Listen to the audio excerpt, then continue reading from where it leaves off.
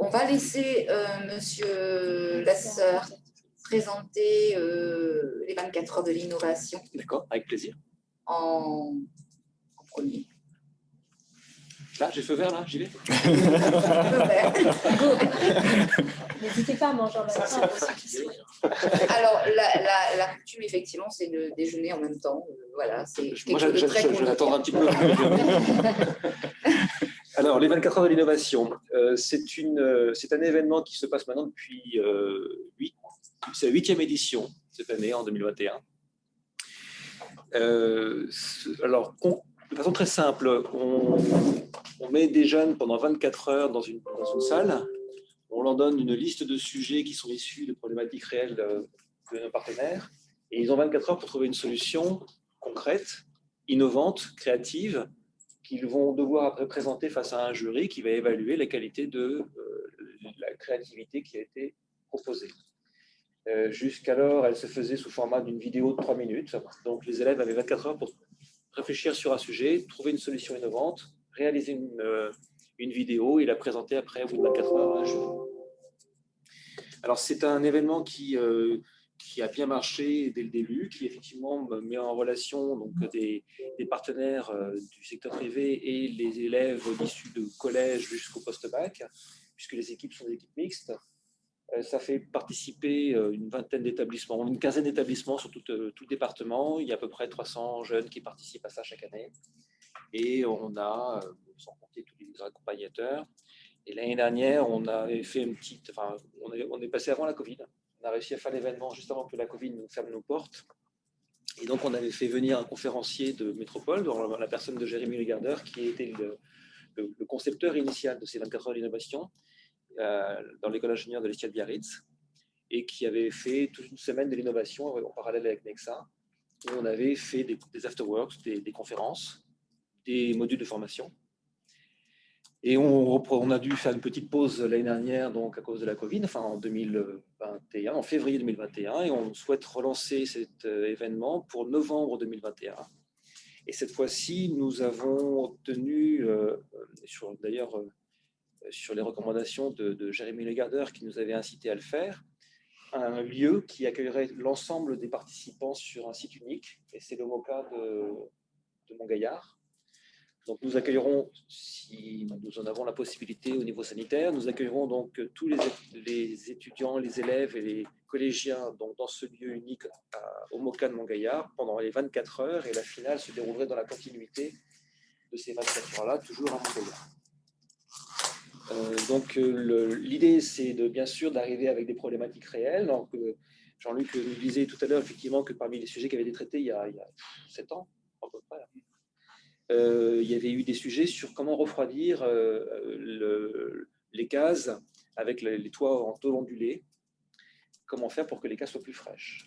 Et il y avait eu 3 sujets qui avaient été retenus pour la finale, et sur les 3 sujets, il y avait 3 formats différents, 3 solutions différentes, qui apparemment étaient des solutions traitées, enfin étudiées par ArcelorMittal à l'époque.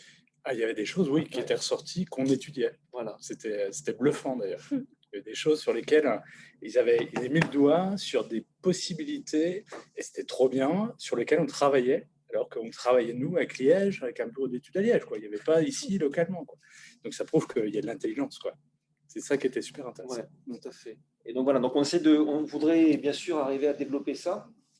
Alors le lancer en novembre pour pouvoir,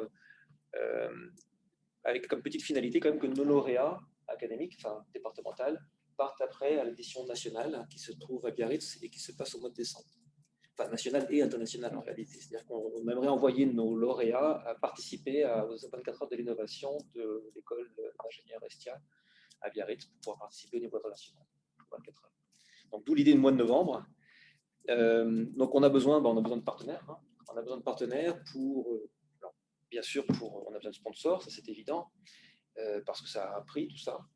On a besoin de partenaires pour les sujets. On aimerait que les sujets soient de vraies problématiques, c'est-à-dire que les sujets, on peut toujours se mettre autour d'une table, en inventer 5 ou 6, mais l'idée c'est d'avoir des vrais sujets qui soient des problématiques auxquelles vous êtes confrontés.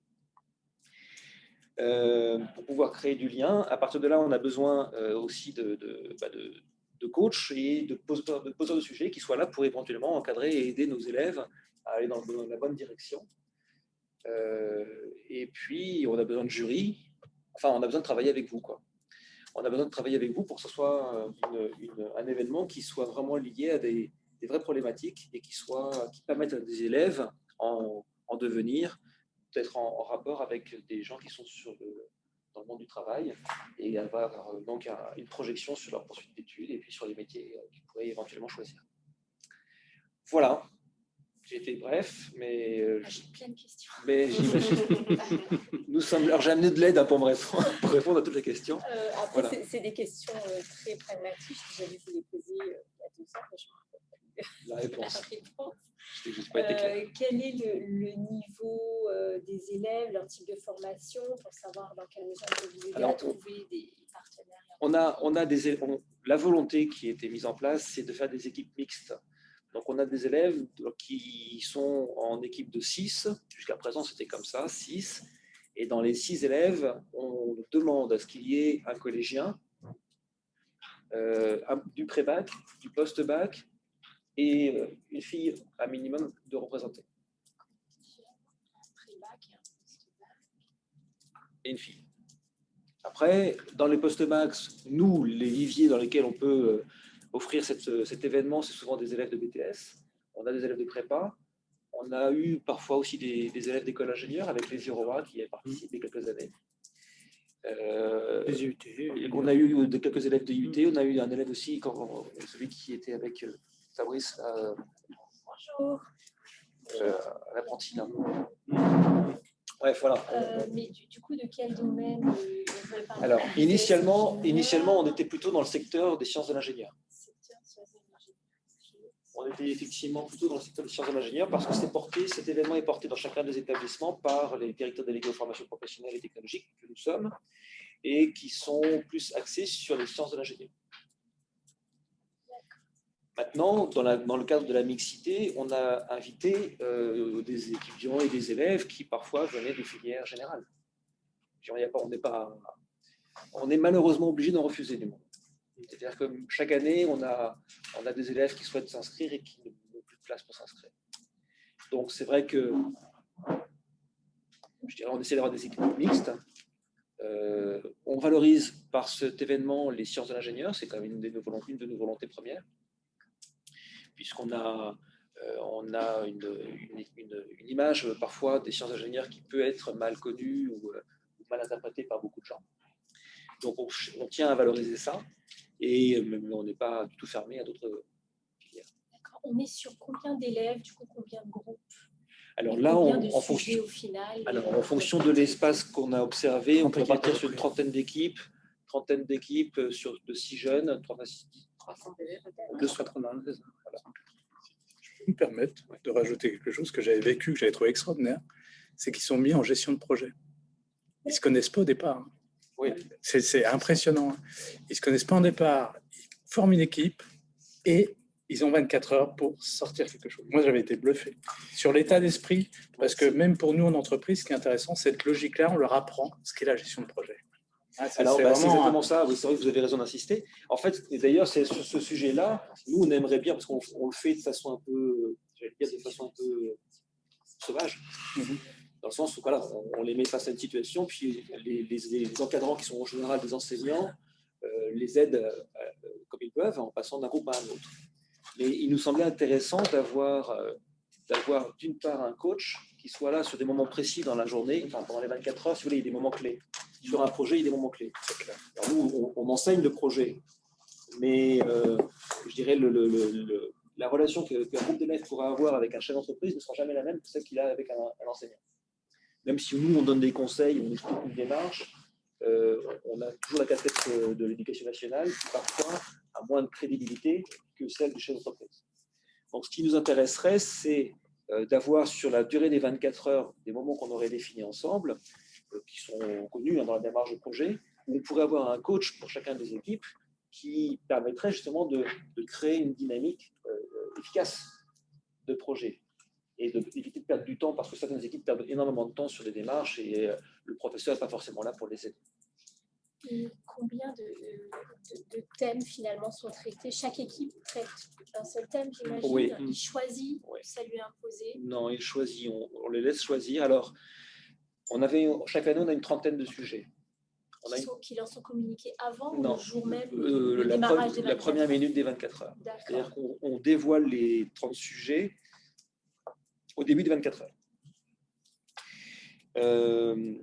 Alors, nous, ce qu'on a fait jusqu'à présent, c'est différent en métropole.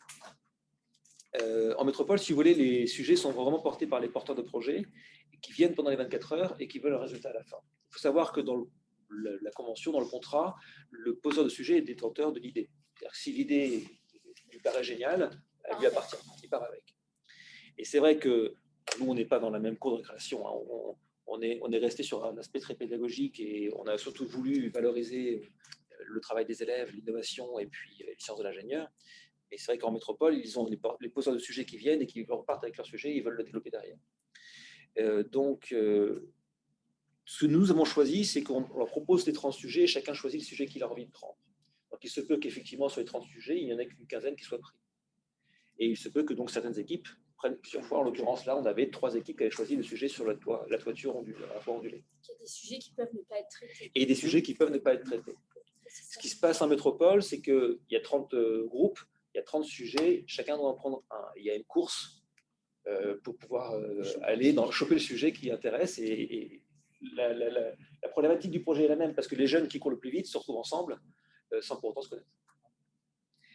Bon, alors voilà, nous, on n'a pas encore pris cette option-là parce qu'on ne sait pas trop comment ça va se passer. On a quand même des élèves qui sont plus jeunes. Hein. Là-bas, c'est plutôt les écoles d'ingénieurs et les universitaires. Nous, on commence avec des collégiens jusqu'au BTS. On n'a pas encore fait le choix. On est en train de se poser la question si effectivement on va imposer un sujet à chaque équipe, mais on a peur qu'un sujet non choisi ne soit pas forcément très motivant. Voilà. Et on a quand même des jeunes qui sont encore au niveau lycée, et si ça ne leur plaît pas, j'ai peur qu'ils ne s'intéressent pas, ils ne développent pas. Oui, et puis la problématique, il faut les faire tenir 24 heures. Si dès les 2 ou 3 premières heures, ils commencent déjà à arriver amputés, donc effectivement, il faut leur laisser choisir. Ils dorment, ils mangent sur place, ils ne se lavent pas. Toute la logistique est sur place. Alors, jusqu'à présent, ils se lavaient, on avait des douches. Je ne sais pas, au Moka, il me semble qu'il y a des douches au Moka. Oui, il y a des douches. On organise toute la logistique pour que pendant ces 24 heures-là, ils soient vivants à la fin. C'est important de le préciser quand même. Et effectivement, en fait, on a eu une expérience magique, hein, parce qu'on a des jeunes qui, effectivement, en cours, sont parfois pas forcément hyper intenses et qui se dévoilent pendant ces événements-là. On a des comportements de jeunes qui sont surprenants. C'est-à-dire, ces jeunes-là sont capables de bosser toute la nuit pendant 24 heures non-stop sans vraiment jamais être fatigués. Et ils en veulent. Ils en veulent. Ouais. Alors nous, les encadrants, on s'effondre à peu près en général. Mais c'est vrai qu'eux, ils ont une belle dynamique. Et ce qui est intéressant, c'est que quand ils ont 1 heure de cours, des fois, ça les fatigue. Et là, ils sont 24 heures, ils sont en action. Est-ce qu'on peut rappeler, même si ça a été déjà dit, mais rappeler l'intérêt pour les entreprises d'y participer? L'intérêt pour les entreprises. Bon, alors d'abord, il y a la notion initiale, c'est de développer une idée. C'est-à-dire que si vous avez une problématique pour laquelle vous n'avez pas forcément le temps de la développer dans votre entreprise, on peut faire appel à ces jeunes cellules grises pour pouvoir essayer de trouver quelque chose d'innovant. La première notion, c'est quand même la notion d'innovation et de créativité. Et donc, vous êtes propriétaire de l'idée. Ça, c'est la première, à mon avis, idée intéressante. La deuxième notion qui peut être intéressante, c'est que vous pouvez, participer au développement de ces jeunes en leur permettant donc de travailler avec vous, et pouvez de votre côté identifier des têtes pensantes qui seraient potentiellement des futurs recrutés. Pour nous, si vous voulez, qui sommes entre les deux, on permet à des jeunes de rencontrer des entreprises et de s'intéresser à un type de métier, à un type d'activité et à un secteur en particulier.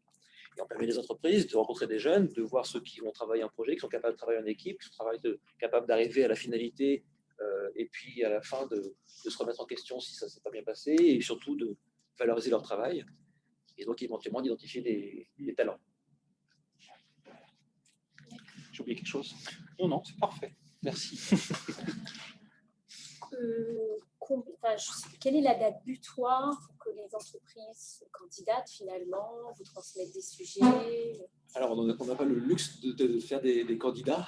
C'est jusqu'au début de l'épreuve. On avait dit une semaine avant. En fait, pour les sujets, il faut bien comprendre que tous les sujets ne sont pas exploitables. L'expérience nous a montré au bout d'une dizaine d'années que certaines de nos problématiques brutes sont complètement inexploitables.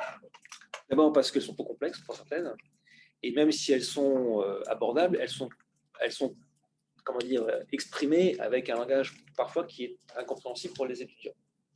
Donc, on a, nous, besoin d'un temps de traduction, je dirais de façon à ce qu'on puisse d'abord réfléchir sur si c'est réalisable en 24 heures compte tenu de ce qu'on a vécu, et ensuite le traduire dans un langage qui soit accessible et peut-être un peu plus attrayant pour des jeunes qui ont 16, 18 ans. Donc, disons que une semaine, ce serait vraiment le plus tard, parce que comme ça, en une semaine, sachant que cette semaine-là, en général, on est un petit peu dans le feu de l'action. Donc, c'est vrai que ce serait une semaine maximum. Si vous pouvez les avoir avant, ça nous arrange. Ça, c'est pour les sujets. Pour les sponsors, on peut prendre les chèques tout de suite. Pas de souci. Pour je ne sais jamais s'il y en a un chèque qui pour ce qui est des coachs, alors là, c'est pareil. L'idée serait qu'on arrive à avoir pour chaque équipe un coach. Mais on peut avoir un coach qui fait 2 équipes, 3 équipes. Et le coach, vous lui demandez une présence au cumulé de combien de temps? Alors, ça, honnêtement, on ne l'a pas encore réfléchi, mais je dirais qu'on ne l'a jamais fait. On n'a jamais réussi à le faire. D'accord, vous aviez moins de coachs que d'équipes. En fait, le problème, c'est qu'on avait une quinzaine d'établissements. Chaque établissement avait entre 30 et 40 élèves, avec entre 5 et 7 équipes. Donc, sur l'ensemble du département, ça faisait beaucoup trop d'équipes. On n'aurait jamais pu avoir assez de coachs. Là, l'avantage, c'est que comme on regroupe tout ça au même endroit du MOCA, on va réduire un petit peu la voilure, mais au moins tout le monde est là et un coach pourra aller voir plusieurs îlots d'équipes. Donc, de toute façon, je sais qu'ils font ça à Biarritz. Ils ont sur les 24 heures, si vous voulez, il y a des moments identifiés. Donc, le coach, on va l'appeler peut-être 3 fois dans les 24 heures, peut-être 4 fois. 4 fois, c'est-à-dire à un moment au début pour pouvoir savoir comment on démarre, à une première phase avant de se lancer dans la conception, une fois que l'idée a été proposée, et puis à mi-chemin avant la fin pour pouvoir avoir un résultat intermédiaire et savoir si on est sur le bon chemin. Enfin, si je dirais 4 fois 1 heure sera un maximum. Il y a un porteur de projet, le coach. Alors, le seul risque expérimentalement, ce qu'on a trouvé, c'est que si le porteur de projet est le coach d'une équipe qui a choisi son projet, il va les orienter sur son idée à lui et la créativité, elle tombe à l'eau. Donc, il faut un porteur de projet qui veut faire coach d'une équipe qui n'a pas choisi son projet avec grand plaisir. Mais si c'est son projet, il n'a pas intérêt à y venir, à part pour le présenter au départ. Bien sûr, par contre, ça serait très intéressant de le présenter au départ et peut-être un chemin intermédiaire, je dirais, mettre à part feu si vraiment l'équipe va dans un chemin qui n'est pas du tout celui qu'il souhaite. Mais si on veut que la créativité se fasse, il faut vraiment les laisser libres, ces jeunes, et certainement pas mettre le porteur de projet avec. Et l'innovation, elle se concrétise comment? C'est-à-dire qu'à la fin de ces 24 heures, vous jugez sur un document, sur un on a un petit tableau, une petite grille d'évaluation avec différents critères. L'innovation, c'est le jury qui va estimer ce qu'est innovant. C'est-à-dire que soit le jury maîtrise parfaitement le sujet qui est présenté, et dans ces cas-là, il sait si c'est innovant. Alors, en l'occurrence, pour ArcelorMittal, on avait un témoin qui jugeait l'innovation. Soit effectivement, il se trompe. Nous, on ne peut pas être en mesure d'évaluer effectivement toutes les innovations. Il y a des choses. Des fois, on a des élèves qui nous sortent des sujets, on se dit c'est génial, et en fait, en cherchant sur Internet, on dit ça que j'avais trouvé. Oui. Bon. Et dans le jury, il y a des porteurs de projet, des coachs, des membres du rectorat. Il y a un petit peu de tout. Alors, dans le jury, effectivement, on a en général, on a aussi des gros partenaires. L'année dernière, on avait une représentante du MEDEF qui était. En 2020, on avait une représentante du MEDEF qui était là, j'ai oublié son nom. Audrey, exact. Voilà. On essaie d'inviter aussi des gens qui participent aux institutions, comme Innovons la Réunion, comme Nexa, comme Sciences Réunion. Et on a bien sûr tous ceux qui participent aussi au coaching. Alors, on ne peut pas mettre un jury de 20 personnes, on essaie d'avoir un jury de. Alors, en l'occurrence, à la finale, jusqu'à présent, lorsque nous étions dans chaque établissement, il nous fallait un jury par établissement. Si là, on regroupe tout au MOCA, on n'a plus besoin que d'un seul jury. Et donc, ce jury-là, en général, effectivement, il y a un représentant du rectorat, il y a un représentant de l'inspection, il y a un représentant des gros partenaires et il y a un représentant des institutions sur l'innovation. À peu près. La nouveauté serait juste qu'aujourd'hui, les entreprises seraient porteurs de sujets. Alors Alors que la dernière fois, ce n'était pas le cas. Si, c'était déjà le cas. Ça a toujours été le cas, sauf que c'est vrai qu'on avait du mal à en avoir suffisamment. C'est-à-dire qu'on avait beaucoup de mal à ce que les partenaires, je dirais, participent à donner des sujets. L'année dernière, on s'en est bien sorti parce qu'on avait eu un gros partenaire, c'était Air Austral, qui nous a donné une dizaine de sujets. Donc, non, ça a toujours été l'objectif. Mais c'est vrai que certaines années, on a dû courir un petit peu après. Mais ce qui nous manquait, c'était souvent le porteur de projet pour pouvoir éventuellement le présenter au départ et des coachs pour pouvoir aider les jeunes à faire une démarche de projet dans les règles de l'art. C'est-à-dire que les règles de projet sont parfois un petit peu anarchiques. Et si on veut arriver à une certaine efficacité, c'est vrai qu'on aimerait bien pouvoir, et surtout, encore une fois, avoir le poids d'un partenaire qui soit là pour dire non, voilà, maintenant on passe à cette étape-là, et puis essayer de jouer ce jeu de relation, je dirais, entre l'école et l'entreprise. C'est un peu le but, en fait. En espérant que les entreprises, effectivement, seront bien présentes pour ces 24 heures d'innovation. Alors, juste par rapport au mot présence, moi, sur le mois de novembre, je veux bien. Mais je veux bien. Mais alors, il y a trois. Je veux bien et pas sur les 3 volets. Je ne peux pas sur les 3 volets. Mais et j'ai une contrainte. Du 5 au 14, je ne peux pas à novembre. Donc, je ne sais pas si les dates sont déjà. 9 et 10. 9 et 10. C'est le 9 et 10 novembre. Alors, pourquoi c'est le 9 et 10 novembre? On a été obligé de se caler sur la semaine de la fête de la science. C'est-à-dire que l'événement des 24 heures cette année participe à la fête de la science.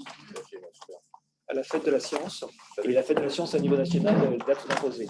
Donc, ça tombe le mardi, je crois, mardi 9 et mercredi 10 novembre. C'est ça. Mercredi, oui. Beaucoup d'événements ce mois de novembre en termes d'action école-entreprise. Il y a les 24 heures de l'innovation, il y aura la semaine école-entreprise. Et il y aura la 3e semaine de novembre et également la semaine de l'industrie qui a aussi été qui est un événement national, donc un mois très très riche en action école-entreprise sur ce mois de novembre. Et jusqu'à présent, en fait, chaque groupe devait faire, en plus de développer leur idée, devait monter tout ça sur une vidéo. De 3 minutes. Oui. Alors cette année, on va essayer d'innover. On va leur demander plutôt de faire une vidéo, de faire un pitch de 3 minutes. Pour 2 raisons. La première raison, c'est que la vidéo, finalement, était un vrai problème technique qui leur prenait un temps énorme pour un résultat qui n'était pas toujours extraordinaire. Et ça a été un frein pour beaucoup d'équipes, alors que l'idée était géniale, le rendu n'était pas super. Et ça nous prenait énormément de temps et de problèmes qui n'étaient pas, je dirais, la priorité de cet événement. Et la deuxième raison, c'est qu'on est dans la continuité de ce qui se prépare pour le bac. On leur demande de passer un grand oral.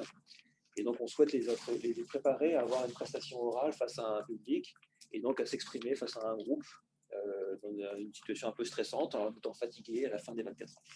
Et avec l'Estia, ils doivent réaliser une vidéo? Non, à l'Estia, ils font que du pitch. En fait, si vous voulez, il y a 2 événements internationaux. Il y a l'Estia et à Montréal.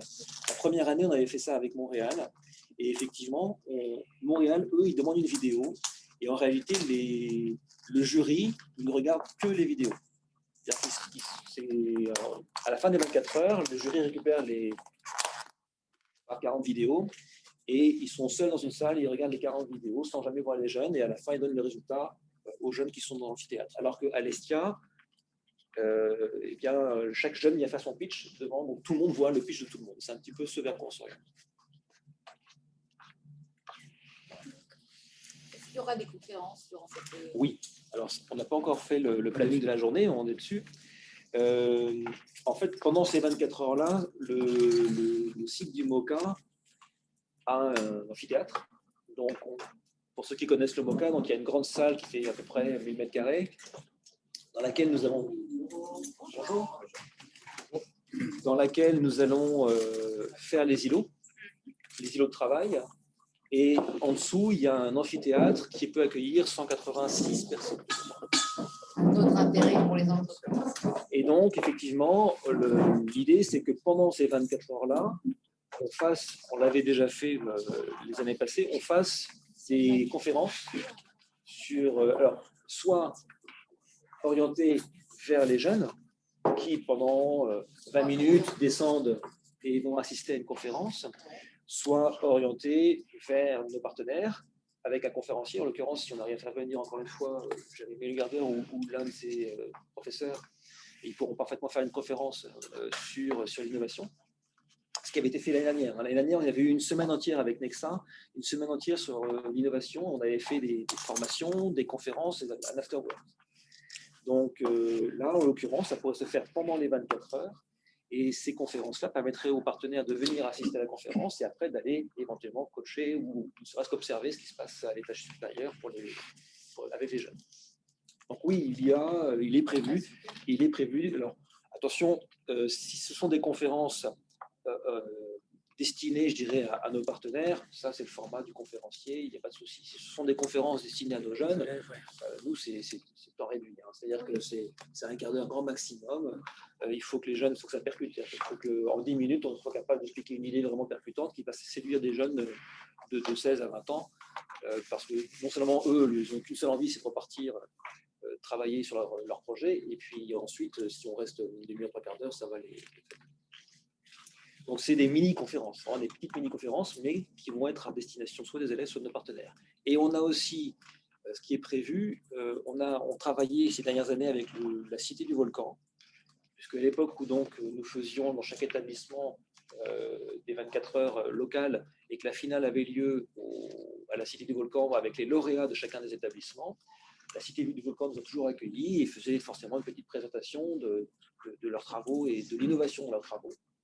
Et donc là, l'idée, c'est d'arriver, enfin c'est lui qui nous l'a proposé d'ailleurs, ils veulent faire une présentation du volcan en duplex. C'est-à-dire que, alors je tourne l'image pour les plus anciens d'entre nous de C'est pas sorcier. C'est-à-dire qu'il y aurait Jamie sur place qui présenterait avec un échange avec les jeunes dans l'amphithéâtre et en duplex, quelqu'un au musée et peut-être quelqu'un aussi sur le volcan pour pouvoir répondre à des questions et faire un jeu. En fait, ils se sont entraînés à le faire là, pour une émission de télévision il n'y a pas longtemps, donc ils m'ont dit, il n'y a pas de problème, on peut le faire pour les 24 heures. Voilà, donc pendant ces 24 heures-là, on va essayer, on n'a pas encore fait le planning, l'idée c'est de faire sur les 24 heures, je dirais, des moments, effectivement, de conférences pour les partenaires, de conférences pour les élèves et de présentation de la cité. Je crois que les entreprises n'ont plus qu'à proposer leur sujet. Voilà, donc des sujets. Alors les sujets, des exemples de sujets parce qu'il faut, encore une fois, faut vraiment que les sujets soient réalisables. Alors, on avait effectivement comment rafraîchir une maison avec les toitures ondulées. Ça, c'est un sujet qui avait bien plu à l'époque. On a des sujets.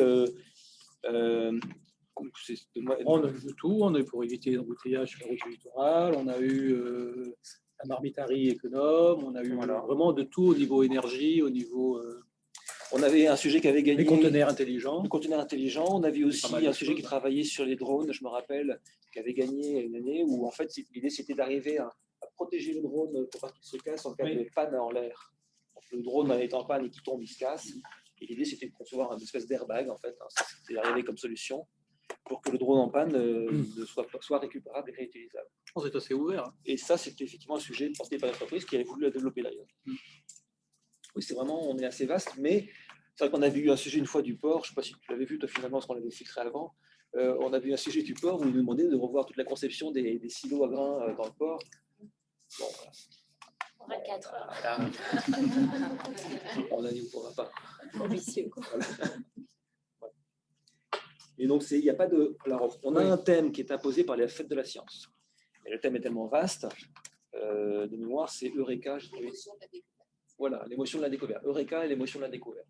Bon. À partir de là, on met ce qu'on veut dedans.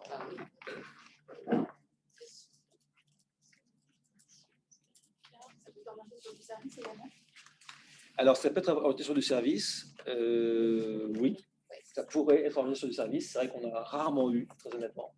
On en a rarement eu parce que c'est vrai que faut bien comprendre que nous, quand on a commencé à mettre ça en place, les partenaires que nous avions qui nous aidaient étaient des partenaires avec lesquels on travaillait déjà avec nos filières professionnelles et technologiques. Donc, c'était souvent des secteurs industriels.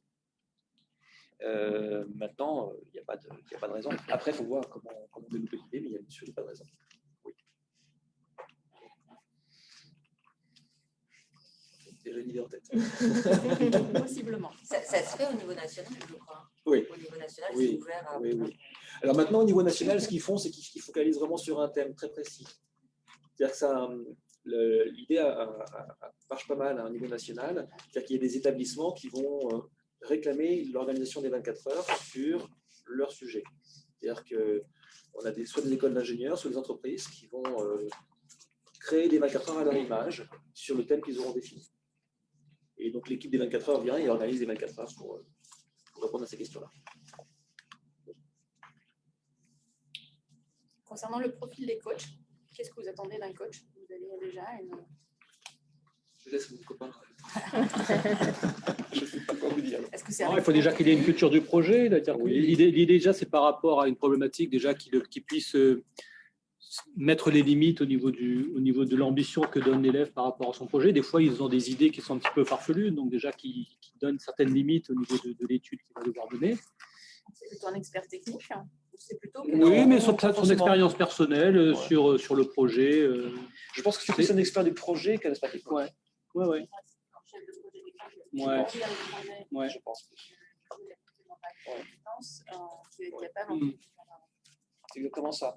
À la rigueur, l'expert technique, non, je ne pense pas que ce soit... Non, parce qu'il y aura quand même quelques enseignants aussi qui seront là. Donc, mais en fait, on est preneur de tout type d'accompagnement, que ce soit sur une méthodologie de travail aussi, comment il va gérer ses 24 heures, à quel moment il va falloir qu'il s'arrête sur une idée bien précise, comment il va trier ses idées. En fait, voilà, c'est plus sur du projet également. Oui, bien sûr.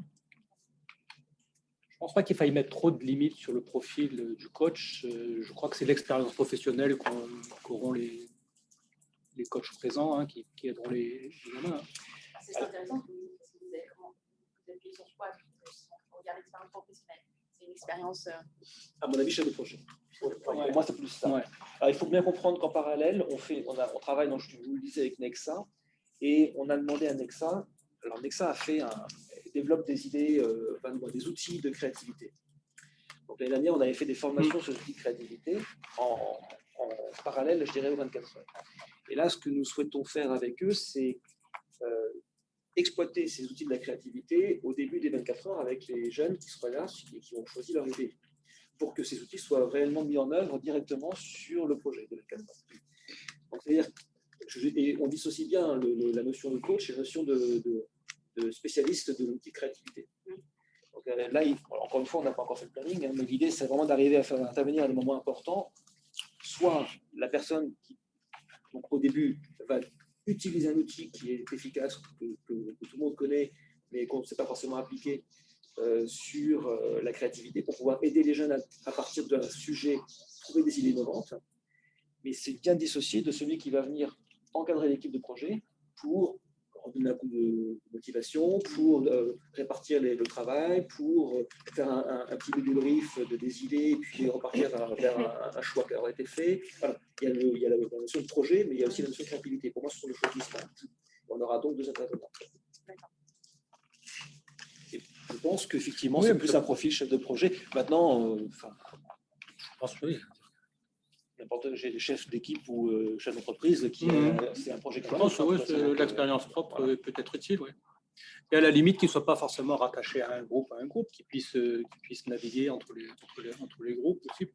Il peut avoir quelques groupes en responsabilité, mais après, l'idée, c'est quand même qu'il y ait un suivi, parce que le problème auquel on est confronté aussi régulièrement, c'est comment on fait ça, encore une fois, entre nous, j'allais dire. D'un enseignant à un autre, vous allez avoir des idées très différentes. Donc, une équipe qui avance avec un conseil et qui, au bout d'1 heure, 2 heures, il y a quelqu'un qui vient lui donner un conseil exactement à l'opposé, c'est un peu perdu. Donc, on n'a pas encore réfléchi honnêtement, mais je pense que ce serait mieux d'avoir une continuité sur le coaching. Après, c'est qui te double, peut-être, mais c'est vous qui l'évaluerez en jury, de toute façon.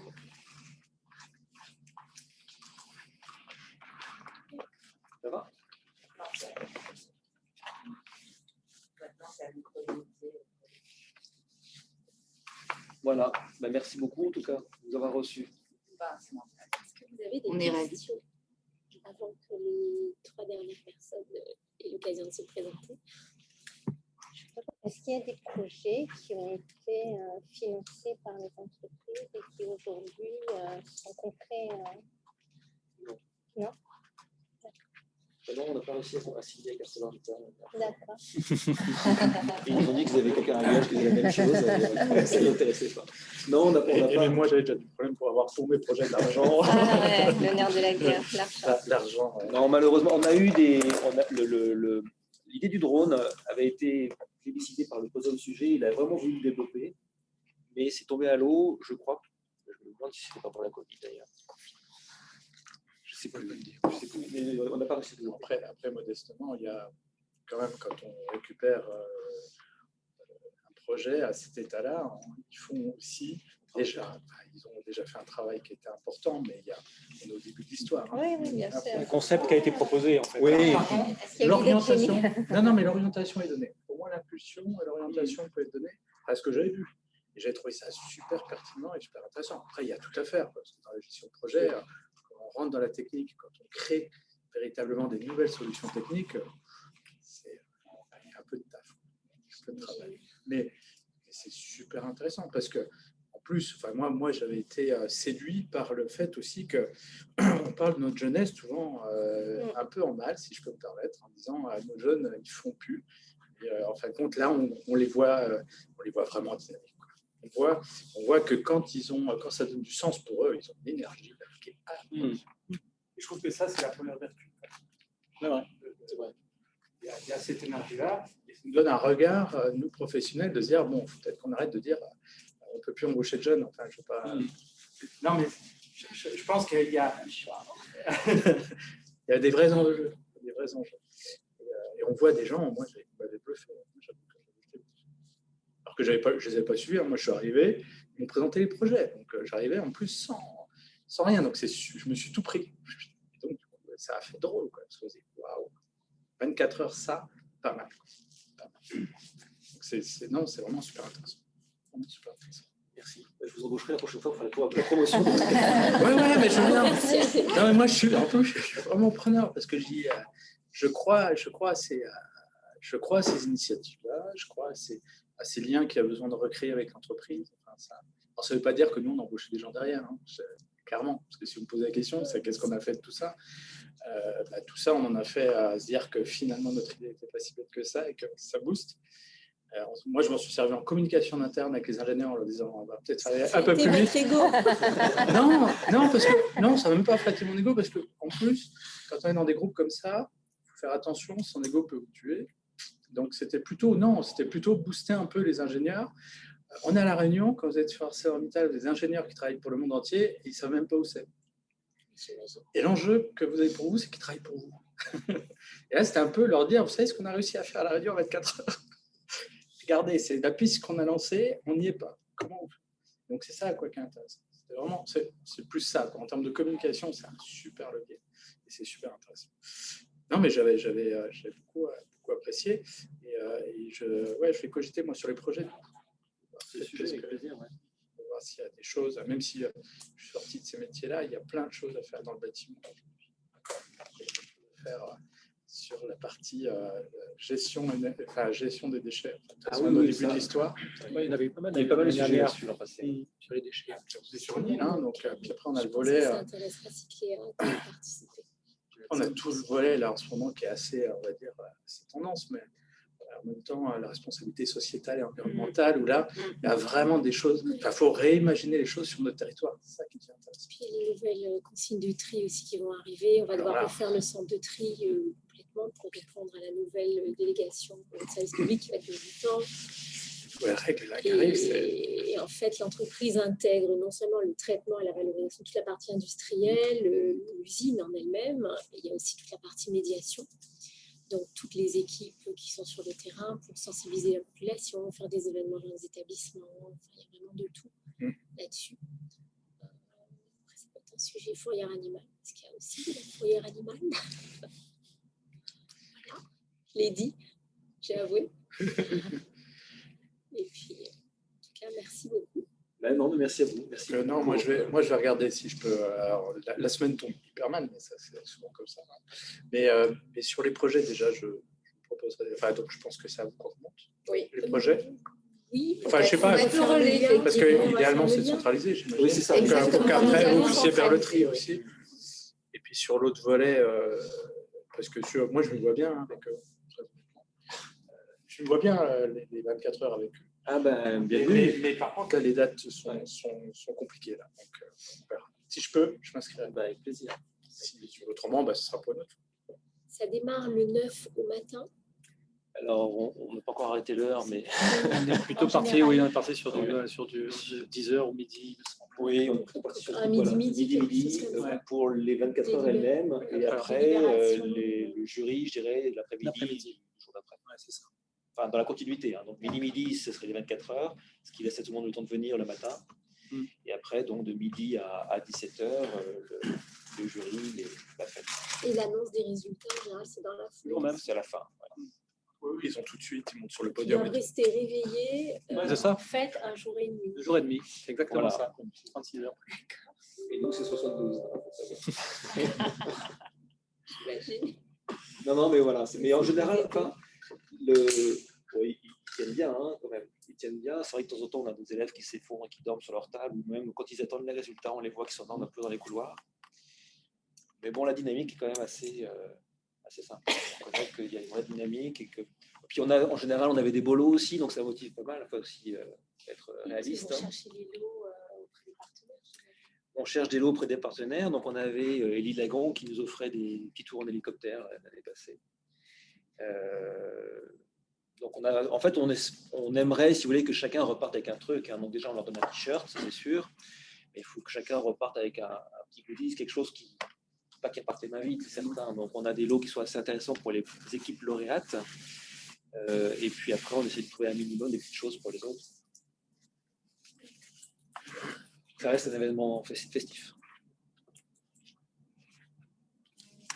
Et donc, on se demande si on va demander le vaccin à tout le monde ou pas. Ça, Ah oui, ça c'est la question. on va le voir en septembre. Voilà, merci beaucoup. Voilà, écoutez, on est preneur de tous les bons sujets. Et puis, merci.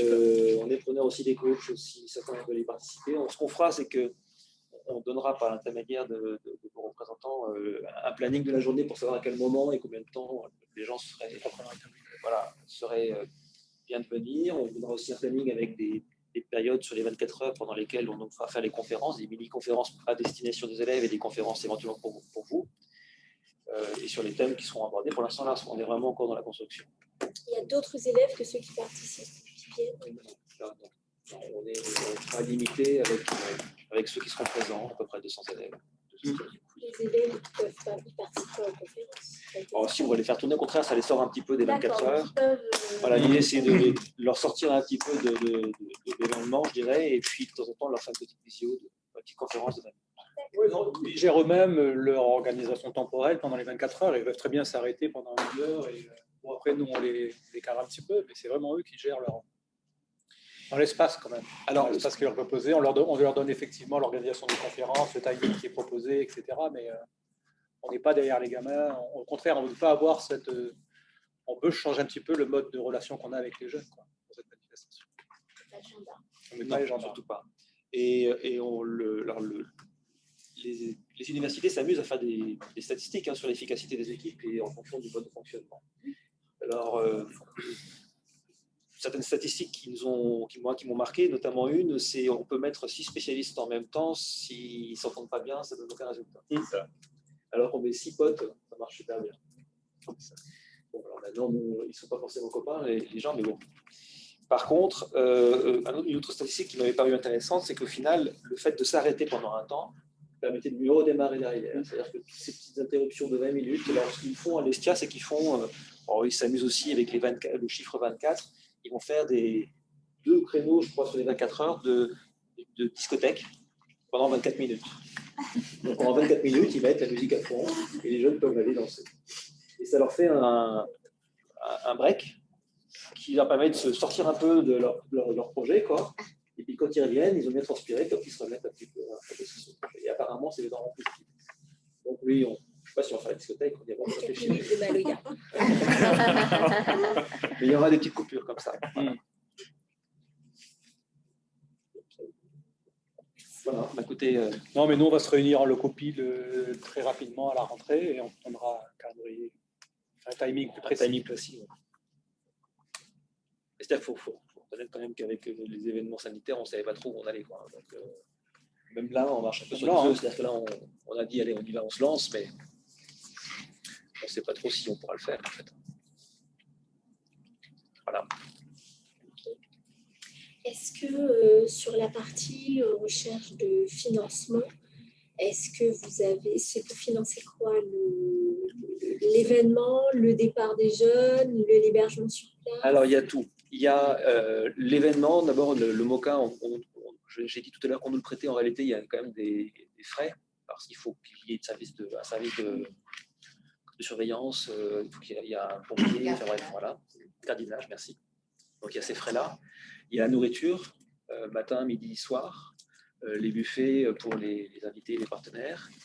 Il y a les billets d'avion pour aller en métropole, pour faire venir le conférencier et pour envoyer l'équipe lauréate en métropole, le logement sur place, et il y a les lots. C'est vrai que les lots sont aussi assez coûteux, c'est un gros budget. Le déplacement des jeunes en métropole. Le déplacement des jeunes en métropole, les bus aussi, des jeunes qui viennent du Tampon jusqu'à Saint-Denis, il faut payer les bus, voilà, tout ça. Et on a un budget global, là, prévisionnel, de autour de 40 000 euros. Pour l'instant, on ne les a pas, les 40 000. Je le répète, hein, si tu as un chèque, je peux pas. Mais voilà, on a besoin de financement.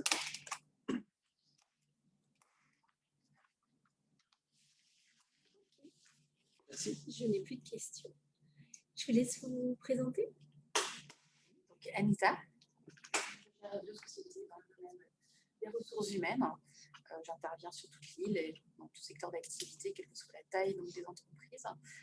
Et puis avant Covid, sur la zone océan Indien, on a une équipe aujourd'hui de 11 personnes. Donc, le sujet des jeunes et de leur positionnement dans le monde de l'entreprise, c'est un vrai sujet. Et donc, moi, j'interviens sur ce domaine-là, ça fait plus de 22 ans maintenant sur le territoire. Donc, je suis fortement impliquée sur ce sujet. J'interviens moi-même auprès des jeunes pour leur expliquer ce qu'on attend en termes de savoir-être, notamment quand on fait un recrutement, parce que les compétences ne suffisent plus. On va bien au-delà des compétences techniques. Donc voilà, moi, c'est un vrai sujet. Ailleurs, je suis investie dans des structures associatives, puisque je suis présidente d'une association qui s'appelle Cobati Bourbon, qui porte et qui met en avant donc, les métiers du bâtiment sur l'île de la Réunion, mais pas que, puisque c'est une fédération et donc on est présent partout dans le monde. Je pense qu'à ce titre-là, les membres Cobatis pourraient être aussi intéressés pour participer à l'événement. Je vais vous soutenir en tout cas dans la démarche. Et je suis également membre fondatrice de la Fondation des entreprises qui s'appelle Fonds de Cœur à la Réunion. Et c'est fort dommage que vous n'ayez pas candidaté à l'appel à projet qu'on a lancé dernièrement, puisqu'il y a 4 thématiques que l'on porte, notamment en direction des jeunes. Et je pense que vous auriez pu obtenir du financement au travers de l'appel à projet, puisque c'est un appel à projet qu'on lance tous les ans. Et là, on vient de clôturer les commissions et donc les attributions ont été faites, mais c'est typiquement le genre de projet qu'on pourrait financer au titre de la Fondation. D'accord. Mais on a bien l'intention de recommencer l'année prochaine. Et donc voilà, je vous invite vivement à aller vers 2022. Et donnez-moi la date limite. Il y a des communications, je vous relayerai la communication. Vous en étiez au combienième 24 l'innovation? Là, ce sera la 8e édition académique, là, dans le sens où les premières années, en fait, nous participions aux éditions de Montréal ou de Biarritz. Donc, ça fait 10 ans qu'on le fait, mais les 2 premières années, nous étions simplement participants, et depuis 8 ans maintenant, nous sommes organisateurs et nous avons la licence de 24 ans pour le faire localement. Monsieur, moi? Oui, pardon, Harry Razafina Rivo, je gère une société d'expertise dans l'immobilier, tant dans tout ce qui touche à la valeur réelle de l'immobilier, donc en valeur vénale locative, mais aussi les valeurs pour les assurances. Donc j'assiste essentiellement les propriétaires de bâtiments en cas de sinistre, voilà, le plus gros de mes activités au sein des tribunaux actuellement. Mais j'ai toujours été, j'ai fait une pause de 2 ans et demi là, au MEDEF, mais j'ai toujours été membre de cette commission auprès de tant Florence de Belbelouz que de Virginie Boiroux au sein de la commission école-entreprise. Et à cette occasion-là, j'ai parrainé d'ailleurs deux collèges, le collège Saint-Michel une année et le collège donc, un collège à Saint-Leu encore maintenant. Donc je parraine essentiellement en fait deux classes, enfin une classe en deux, c'est-à-dire le 4e et les 3e, et je reprends un 4e pour les suivre en 3e, et je les assiste particulièrement dans différents conseils qu'on peut faire, mais dans une partie des missions que le MEDEF fait déjà, lorsqu'ils ont besoin de conseils pour avoir des stages, des contacts, qui il faut contacter, comment il faut se présenter, où est-ce qu'il faut aller, quelles études, des idées d'études et autres. Et à ce titre, d'ailleurs, dans votre action, ce que je trouve bien, c'est d'enlever un peu l'image aussi de dire on va réussir, il faut réussir un projet. Certes, il faut gagner, c'est bien de dire aller gagner, mais c'est pas gagner, c'est pas tant dans la réussite des projets des fois, c'est aussi dans la découverte des individus, dans leur façon. Donc, des fois, des idées sont carrément nazes, on peut dire, hein, ça ne va peut-être pas aboutir, mais juste l'idée de les voir se battre pour essayer de défendre un projet qui nous paraissent farfelus. En réalité, même si le projet ne va pas aller bien loin, le simple développement que ça génère chez chaque individu est quelque chose d'immense après, quoi. Donc, en fait, et moi, je suis particulièrement attaché à ça auprès des jeunes parce que pour leur passer un message que la réussite, c'est pas forcément dans l'élitisme en tous les cas, mais c'est dans la conviction de faire les choses. Voilà, j'en arrête là pour l'instant. Il y a, juste pour répondre à cette phrase-là, c'est une vraie expérience humaine. Hein. C'est une vraie expérience humaine, ce qui se fait pour les élèves comme pour les professeurs. Et il y a j'allais dire une habitude, c'est qu'on dit toujours aux élèves, il y a un avant, il y a un après les 24 heures. Et c'est vrai que c'est réel, le comportement des jeunes n'est pas le même après en classe. C'est-à-dire qu'une fois qu'ils ont participé à un événement comme celui-ci, il peut y en avoir d'autres. C'est un exemple. Le comportement du travail en équipe, le comportement du travail en projet, la dynamique qu'ils vont pouvoir après développer est vraiment très très positive. Donc, ça va être ça. Oui, oui. Je vois tout à fait ce que vous dites. Ouais. Monsieur, oui. Bonjour à tous et à toutes. Bon, je suis vraiment désolé pour mon retard. Parce que, effectivement, je suis aussi dans l'éducation nationale, mais je suis très engagé aussi dans le monde associatif. J'ai eu un impératif juste avant. Donc, effectivement, je suis chargé de mission sur la relation école-entreprise. Donc, depuis 2 ans et demi maintenant, pratiquement, on travaille ensemble dans la commission.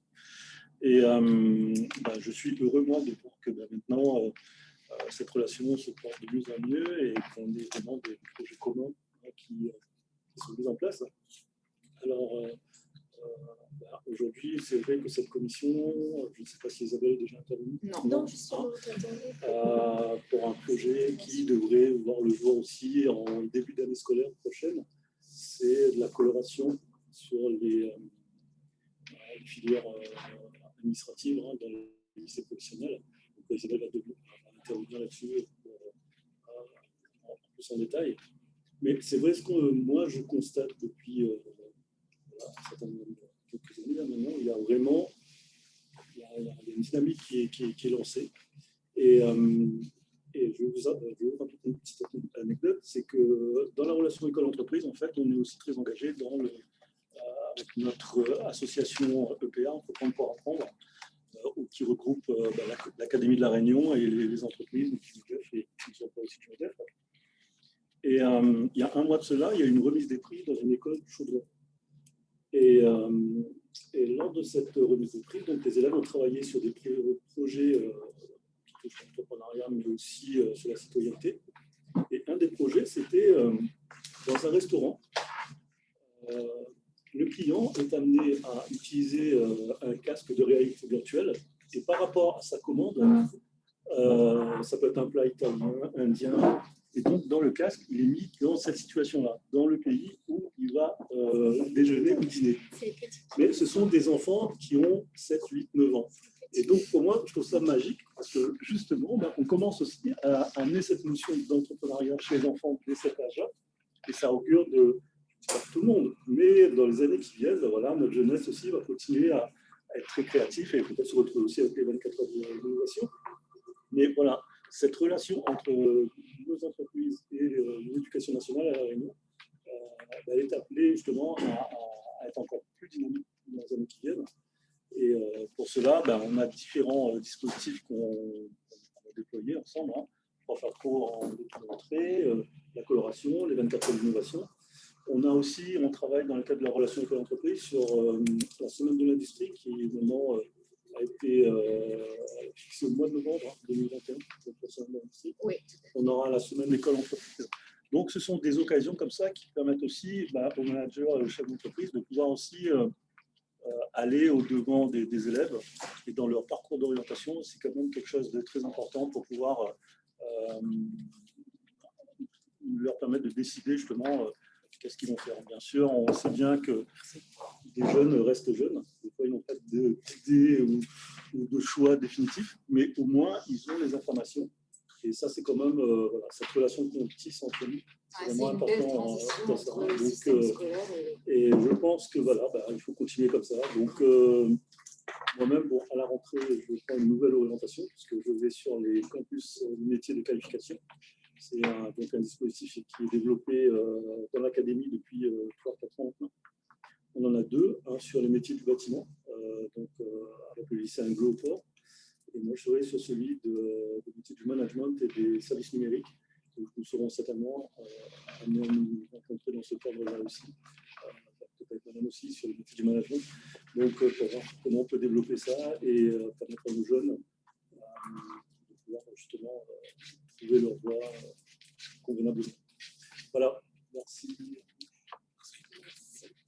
On vous écoute. Coloration. Alors, merci Willy de nous avoir fait nous rencontrer.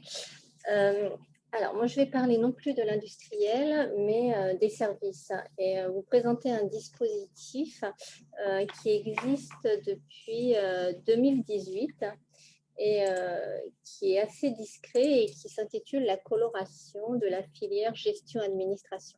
Alors, pourquoi le terme coloration? Rien à voir avec des couleurs. C'est un terme qui a été utilisé par le ministre de l'Éducation nationale et en fait, il s'agit de spécialisation de formation. En fait. Colorer, c'est pour spécialiser. Voilà.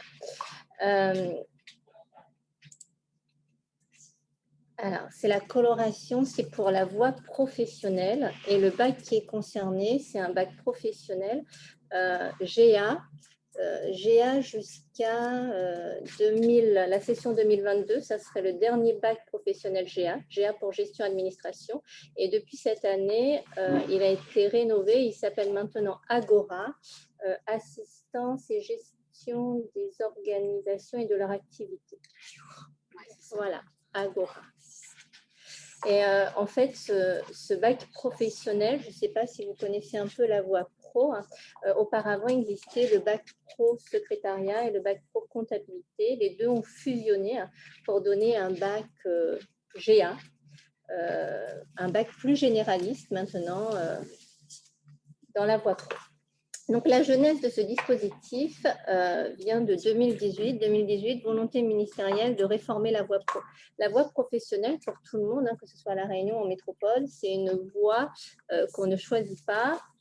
Généralement, on y va par défaut parce qu'on n'est pas bon à l'école et donc on oriente les élèves vers la voie professionnelle. Et le ministre, depuis 2018, veut faire de la voie pro la voie de l'excellence. Donc, il promeut différents dispositifs, notamment la mise en place de campus. Et sa volonté, c'est de faire en sorte que les formations de l'éducation nationale correspondent mieux aux attentes du monde professionnel. Donc, 2018, cette volonté-là. Et la volonté aussi de remanier les formations qui insèrent le moins. Et donc, la gestion-administration, du fait de sa rénovation, depuis la fusion en fait des deux bacs pro, a été identifié comme un bac, un mauvais bac professionnel. En fait. Un mauvais bac professionnel. Beaucoup d'élèves dans cette formation et mauvais bac professionnel parce que peu insérant et parce que la réforme a été très mal vécue par les enseignants et donc une volonté ministérielle de réduire de moitié le nombre des formations dans cette filière en fait. Donc on était à 830 je crois bac au niveau national et on veut en 5 ans passer à 400 bacs pro, et donc à 800. Donc, qu'est-ce qu'on reproche à ce bac? On reproche aux élèves de pas être motivés par cette formation. 30% des élèves seulement la choisissent en premier vœu. Donc, du coup, il y a beaucoup de déperdition. Les élèves ne s'insèrent pas, les parents ne voient pas vraiment avec ce bac quel métier on peut faire derrière. Et les enseignants ne s'épanouissent pas non plus avec cette réforme où il y a eu la fusion des deux bacs. Donc, on n'enseignait plus la gestion. Et au niveau de la certification, il y a à peu près 50 compétences qui sont prévues dans ce diplôme et les 50 compétences sont évaluées pour obtenir le diplôme.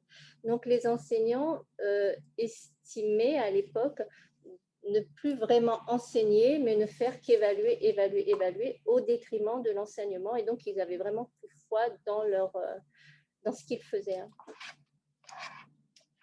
Je vais mettre mes lunettes. Parce que alors, on a mis en œuvre du coup la coloration. Donc, il y a une volonté ministérielle de réduire la formation et donc un accompagnement parce que si on réduit la formation, on diminue le nombre de profs aussi. Et donc, du coup, on réduit les formations et on accompagne les profs pour qu'ils changent de discipline, pour qu'ils se reconvertissent, pour qu'ils… voilà. Donc, pour parer à ça, le ministre, en 2018-2019, a parlé de la coloration. La coloration, c'est une coquille vide au niveau national. Il a dit colorer, spécialiser la formation, faites en sorte que cette formation corresponde mieux à ce qu'on attend dans le monde de l'entreprise.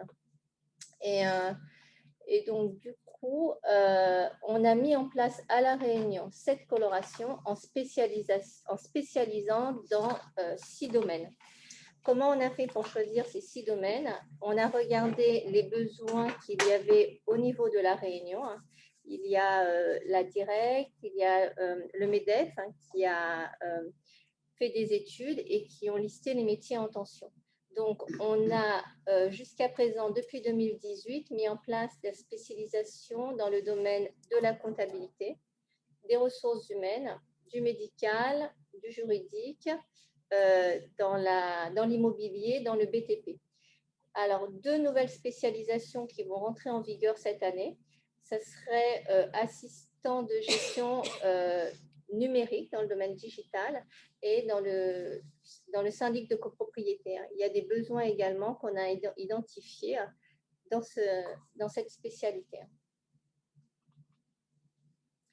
Donc, comment se passe la coloration? On met en œuvre la coloration dans l'enseignement en créant des supports de cours dans le contexte qui a été choisi, soit le médical, soit le BTP.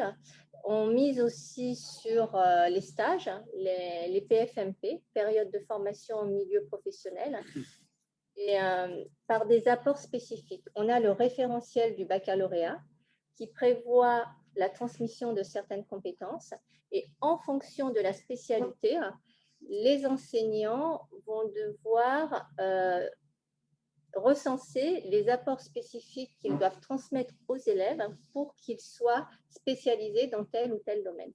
Donc, ça a demandé de la part des enseignants une formation pour pouvoir justement être opérationnels dans leur enseignement. C'est-à-dire qu'on leur demande non seulement de préparer les élèves au bac pro gestion administration, mais d'aller plus loin et de les spécialiser en fonction d'un métier.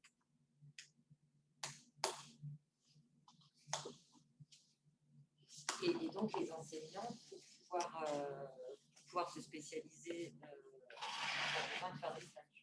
Là, ce qui s'est passé, c'est qu'en 2018, oui, on a mis en place ce dispositif et on a eu un partenariat, alors je vais dire un gros mot peut-être, avec la CPME qui a accueilli une dizaine d'enseignants qui sont allés faire un stage dans chacun des domaines de la coloration. Suite à ces stages, on a monté des livrets de compétences, donc pour pouvoir élargir en fait la mise en place de la coloration. Ces livrets de compétences, on les a mis sur une plateforme de formation académique, magistère. Donc, pour faciliter en fait la mise en place de la coloration, on a essayé de permettre aux enseignants d'être très réactifs par rapport aux besoins du monde professionnel. Ces stages ont permis ça, en fait, d'aller recenser dans l'entreprise aujourd'hui quelles sont les compétences utiles pour chacune des spécialités. Donc, les enseignants sont allés faire des stages courts, d'une semaine à peu près, et le partenariat qu'il y a eu avec le monde professionnel, il y a eu ces stages, le livret de compétences élaboré avec les tuteurs des enseignants lorsqu'ils étaient en stage. Ensuite, pour la certification, on a quand même voulu mettre en place une reconnaissance au niveau académique. Donc, on a mis en place un label professionnel. Du fait du Covid, on n'a pas pu faire une prestation orale des élèves, mais les élèves ont dû, c'était la première session l'année dernière, constituer un rapport d'activité et un petit dossier. Une commission composée de professionnels et d'enseignants ont analysé 65 dossiers et 20 labels ont été attribués l'année dernière. Donc 20 labels, on a formalisé un petit support qu'on a remis aux élèves et on espère alors avec cette coloration non seulement de travailler sur l'insertion des jeunes, mais aussi de favoriser leur poursuite d'études dans le supérieur. En lycée professionnel, maintenant, il y a des quotas dans les sections STS de ces élèves, sauf qu'ils ne sont pas suffisamment armés et donc du coup, il y a beaucoup d'échecs. La coloration, notre but est de favoriser leur poursuite d'études aussi en BTS. Donc, on a mis en place des colorations par rapport à des BTS existants. Le BTS PIM, profession immobilière, le BTS CG, compta, ressources humaines. Dans le BTP, il n'y a pas de poursuite d'études, ni dans le médical, il n'y a pas non plus à La Réunion de poursuite d'études. Mais sinon, par rapport aux colorations qu'on avait choisies, c'était aussi de mieux armer les élèves pour pouvoir poursuivre dans le supérieur. Donc, alors, ce qui s'est fait jusqu'à présent, alors en 2018, on a mis en place la coloration. La filière GA est présente à La Réunion dans 14 établissements et 32 classes en 2018. On est à 28 classes aujourd'hui. Donc, sur les 32 classes, il y en avait un peu plus de la moitié à la rentrée 2018 qui étaient partants pour spécialiser, en fait. Donc, l'enseignant, tous les établissements ne proposent pas toutes les spécialisations. L'enseignant, en fonction de son appétence, choisit ce sur quoi il est à même de spécialiser son enseignement. Donc, en 2018, il y avait 17 classes. Elle intervient en classe de première et en classe de terminale et uniquement cette spécialisation. En seconde, il n'y a pas de coloration. Donc, 17 classes en 2018 qui sont… Alors, il y en a qui ont arrêté. Il y a des freins à la coloration par rapport aux conditions exigées, c'est-à-dire que l'élève doit aller dans les entreprises, dans le domaine de la coloration. Ce n'est pas évident. Il y a aussi un enseignement supplémentaire, c'est-à-dire qu'on fait ces heures d'enseignement et en plus, on a un renforcement. Tous les élèves ne sont pas à même d'avoir ce surplus de travail et ne sont pas à même et n'ont pas cette envie en fait de se spécialiser. Donc, il y a eu des arrêts entre 2018 et 2019. Et on voit que là, à la rentrée 2020, le contexte, les difficultés, on a de moins en moins de classes qui se spécialisent.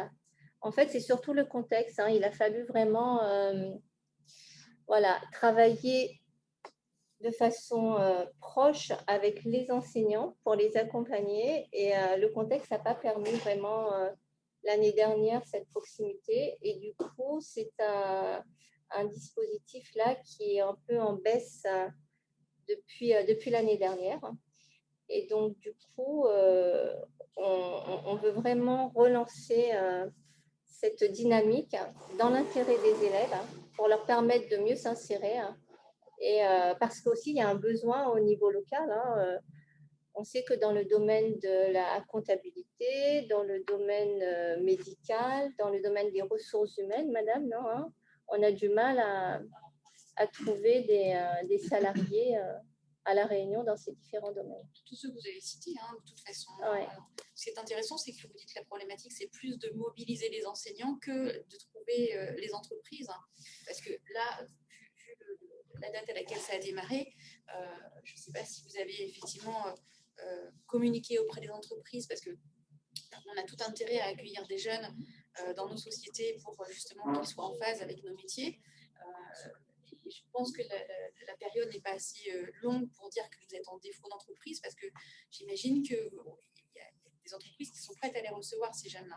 Mais derrière, c'est plutôt devant. On a des enseignants qui, eux, ne sont pas bien mobilisés sur le sujet, faute peut-être de moyens, je ne sais pas en fait comment ça s'est fait, ou d'accompagnement sur la thématique, parce qu'il y a un vrai, c'est clair que c'est un vrai besoin sur les métiers sur lesquels vous vous positionnez.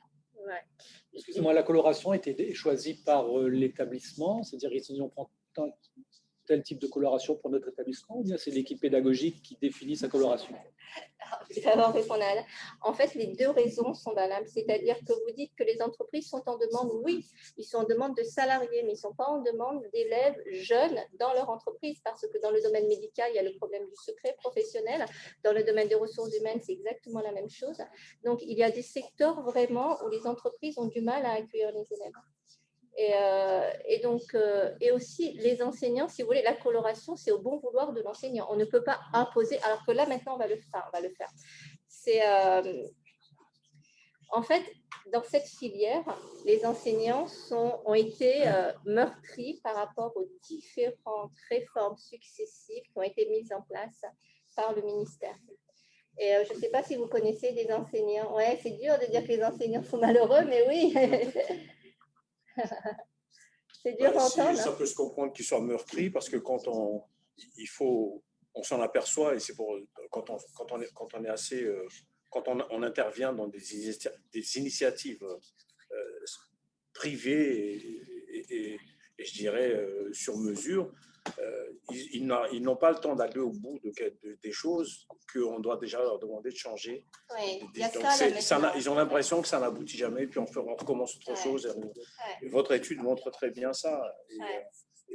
Et vous dites, il y a quelque chose qui m'a choqué un petit peu dans ce que vous avez dit tout à l'heure, non pas de votre fait, mais d'une situation, j'entends, c'est pas vos propos qui m'ont choqué, c'est une situation. Quand vous dites, on reproche aux élèves de ne pas s'intéresser, ou on reproche aux élèves de ne pas l'intérêt dans un enseignement, de ne pas s'intéresser à l'enseignement, à l'école en gros. C'est pas à l'élève de s'intéresser à l'école. C'est au professeur de faire en sorte. Ouais. Je veux dire, c'est aussi bien, c'est pas au chef d'entreprise d'intéresser le salarié dans son travail. Enfin, c'est pas au salarié, c'est au chef d'entreprise de faire en sorte à ce que le projet de l'entreprise satisfasse à chaque. Donc, le projet scolaire, le projet d'éducation doit répondre certes aux attentes des entreprises, mais aussi aux attentes des élèves. Donc, le reproche fait aux élèves, ça me choque un peu. Voilà. Ouais, je suis d'accord avec vous. Alors, pourquoi ce reproche? Parce qu'en fait, l'enseignant ne peut pas faire ce qu'il veut dans sa classe. C'est-à-dire qu'on est tenu par le cadre du référentiel. On a un programme et on doit se tenir à ce programme. Quand on a fusionné les deux bacs, c'est-à-dire le secrétariat et la gestion, on n'enseignait plus du tout la comptabilité. On a obligé les profs de comptabilité de ne plus faire de compta, c'est-à-dire de ne plus ouvrir un plan comptable, de ne plus enseigner la comptabilisation. Et c'est dans ce sens-là qu'ils étaient meurtris, c'est-à-dire qu'ils faisaient un enseignement qu'ils savaient de mauvaise qualité. Et c'est difficile pour un enseignant. Bon, à La Réunion, on est très bien payé, on n'a pas à se plaindre par rapport à ça, mais c'est difficile d'être contraint et d'être obligé de faire du mauvais travail et de ne pas pouvoir sortir de ça tout en demandant à ce qu'il y ait des résultats. En fait, on forme des élèves et on sait très bien qu'ils seront peut-être diplômés, mais on n'aura pas apporté suffisamment de plus-value dans leurs compétences pour leur permettre de s'en sortir. Ils vont s'en sortir, mais pas forcément vraiment grâce à nous. Et ça fait mal aux enseignants. Ça, moi, je peux vous témoigner. Pour dire sur ce que disait mon voisin, est-ce que ça reste toujours une voie de garage pour les élèves? Parce que je pense que le vrai problème, il vient de là. C'est-à-dire que si vous accueillez que des élèves qui sont en situation d'échec parce qu'ils n'ont pas pu aller ailleurs, pour les motiver, alors que, comme le disait, c'est des métiers, la comptable, vous n'avez pas un bon comptable, c'est catastrophique. Quand j'ai parlé de voie de garage, j'ai parlé de voie de garage d'une façon générale pour la voie pro. Pour la voie pro. Mais malheureusement, oui, parce qu'en fin de compte, on a un gros problème à faire, je pense, en France, au niveau national, en matière d'orientation. Parce que l'orientation, elle n'est pas faite. Elle commence, elle se fait quand même, monsieur les DDF, c'est au DDF d'aller dans les collèges pour présenter les formations. C'est pas notre job, ça du tout. C'est pas une de vos missions de présenter Les enseignants en général, c'est les enseignants qui de coordonner en fait la présentation par les enseignants. Oui, il y a une méconnaissance par les professeurs de collège des formations existantes en voie pro. Et il y a déjà une perception négative en fait de la voie professionnelle. Ah oui, mais tout donc, à tous les niveaux. Comme moi déjà à mon époque c'était ça. C'est culturel, mais je pense que on mélange ça et ça va être les torchons pour les enseignants. Mais moi je peux en témoigner. J'ai un fils qui est excellent à l'école. Depuis la 6e, il dit à ses professeurs je veux être chef cuisinier. Et à chaque fois on lui répond mais tes parents en pensent quoi? Ils sont d'accord? D'accord, donc on est d'accord. Oui, on est d'accord, il y a un travail à faire là-dessus. On a poussé vers le bac général, alors que nous, dans notre métier, on a des soudeurs, on a des métalliers, on trouvait des bons, on peut se lever tôt. Du coup, nous, on préfère, là, on prend beaucoup d'alternance parce qu'on les forme à nos méthodes, parce qu'en plus, à La Réunion, heureusement, il y a quelques structures, mais ensuite, dans la PLV, malheureusement, le lycée dans le sud est un peu délaissé en termes d'équipement parce que malheureusement, avec les 2 absents, voilà. Mais du coup, on n'a pas de centre pour les former à La Réunion. Donc, c'est un vrai drame. Mais il y a encore un gros travail à faire. Et je pense que la filière pro, même s'il faut que des entreprises interviennent, moi, je suis pour intervenir, pour leur montrer que ce n'est pas des métiers dévalorisants. S'il n'y a pas ces gars-là, on ne travaille pas. Donc, vous pouvez mettre tous les cadres que vous pouvez. S'il n'y a pas un métallier qui soude bien, si vous n'avez pas une comptable, une assistante comptable qui fait bien son boulot, c'est dramatique derrière. Mais on connaît beaucoup de gens qui ont fait, je ne sais pas, avocats, qui ont fait des études et qui après reviennent vers des métiers manuels. Oui, parce que les parents ont poussé vers la voie générale et ils ont bien réussi, mais malgré tout, et donc il y a un gros travail, je pense. Non, mais la réforme de la voie professionnelle va dans ce sens, c'est-à-dire l'idée de jeune de choisir un peu son parcours, de pouvoir le diversifier, c'est-à-dire de partir de la première, de faire un contrat d'apprentissage, tout l'intérêt effectivement je pense que ce soit sur le service ou que ce soit sur l'industriel ou la production, on a effectivement tout intérêt à faire de l'apprentissage quelque chose d'élément fort. Il y a quand même quelque chose, moi je suis au MEDEF depuis 2011. Et depuis 2011, on entend à peu près le même discours en disant qu'on doit adapter la formation n'est pas adaptée avec les attentes. Je pense que culturellement, ça restera toujours pareil. C'est comme l'anglais. Ça fait 25 ans que je suis à La Réunion, ça fait 25 ans qu'au Club Export, ils disent qu'il faudrait qu'on apprenne l'anglais. Et ça, je pense culturellement, on n'y arrivera jamais. Vous avez dit quelque chose d'intéressant tout à l'heure et qui, à mon avis, va rester longtemps présent. C'est un des facteurs, c'est que effectivement, on va vers la voie professionnelle, non pas forcément parce qu'il y a voie de garage, entre guillemets, comme on dit, mais il y a aussi parce qu'on veut apprendre plus vite ces métiers. On veut peut-être aussi revenir à l'ancien temps en disant nos parents, nos grands-parents ont été ont commencé à travailler à l'âge de 16 ans. Finalement, ils ont fait de l'apprentissage. La seule différence, c'est que dans l'apprentissage professionnel, dans certains pays, l'apprentissage professionnel, on a à peu près 70% d'entreprises pour 30% d'écoles. Parce qu'on sait, de toute façon, vous l'avez exprimé tout à l'heure, beaucoup de ces élèves n'aiment pas l'école. On ne dit pas, mais clairement, c'est ça, c'est pas qu'ils sont mauvais, c'est qu'ils ne s'intéressent pas, il y a des aspects sur lesquels ils s'intéressent. Ils sont bons là où ils sont intéressés. Voilà. J'ai un fils qui est sportif de haut niveau, il est champion de France dans son domaine parce qu'il s'intéresse à ce domaine. Il nous a quittés à l'âge de 12 ans parce qu'il voulait être bon dans ce domaine. Ça ne fait pas de lui qu'il a eu 17 en français et 15 et 17 en français aujourd'hui au bac. Ce que je veux dire, c'est que la formation professionnelle, à mon sens,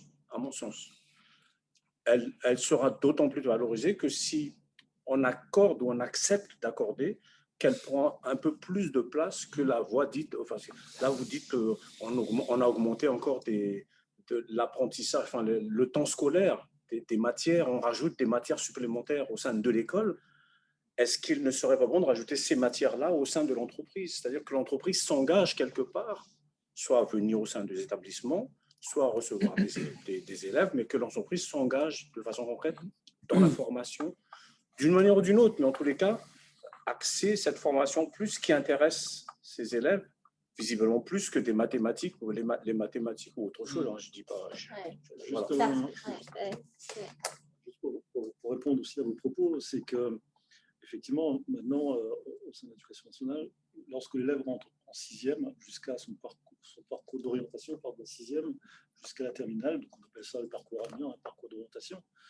Et ce qui est fait et les dispositifs qu'on déploie ensemble depuis quelques années, EPA Entreprendre pour apprendre, c'est la création de mini-entreprises dans la classe. Ce sont aussi des dispositifs qui permettent justement d'avoir cette approche, d'avoir cette information pour les élèves, de voir au plus près avec un mentor qu'est-ce qui se passe dans une entreprise. Et c'est là aussi qu'on joue sur l'orientation des élèves, ça leur permet justement de vraiment, à un moment donné, de déterminer leur choix d'orientation. Quand on revient sur le problème des orientations contraintes, Isabelle parlait tout à l'heure du manque d'ambition, du manque de motivation, parce que ce sont des élèves aussi qui n'adhèrent pas à un type de pédagogie. C'est-à-dire, lorsque ça se passe par de la pédagogie par projet, eh ben, ça marche beaucoup mieux, ça se ressent sur le climat de la classe, et ça donne du sens justement à ces élèves-là. Et c'est vrai que ce changement de culture, de mentalité est en train de s'opérer petit à petit par des dispositifs qu'on met en place, puis par le travail qu'on fait ensemble. Mais il reste beaucoup de choses à faire justement pour permettre, parce qu'on vit maintenant dans une société où tout va très vite et on n'a plus les mêmes repères qu'on avait, nous, de notre génération par rapport à la nouvelle génération aussi. Et donc, les enseignants aujourd'hui travaillent aussi sur cette capacité à s'adapter par rapport à ces élèves qui arrivent. Maintenant, effectivement... Parce que nous, l'agilité, si on ne l'a pas, on voilà, tient pas. C'est ça. Et c'est pour ça qu'il y a un décalage de perception. Et le fait que cette relation prend de plus en plus de force, c'est-à-dire il y a énormément d'opérations maintenant, même dans le cadre de la semaine école-entreprise, où la venue dans les classes de chefs d'entreprise et tout, pour expliquer, pour raconter leur expérience, c'est déjà aussi des marqueurs pour les élèves. Et ça, il va falloir aussi qu'on arrive à amplifier tout ça dans les années qui viennent, quoi. En même temps, pareil, il y a un gros travail à faire sur les filières professionnelles à La Réunion, je pense, parce que quand on voit les métiers en tension, il y a vraiment quelque chose à développer pour vraiment encore plus rapprocher les attentes des entreprises par rapport à ce que nous, on peut travailler ensemble pour amener nos élèves à être opérationnels assez rapidement, ou sinon aller dans le cycle du supérieur. Donc, je pense que voilà, il y a énormément de choses. Il y a aussi des difficultés, il ne faut pas se cacher.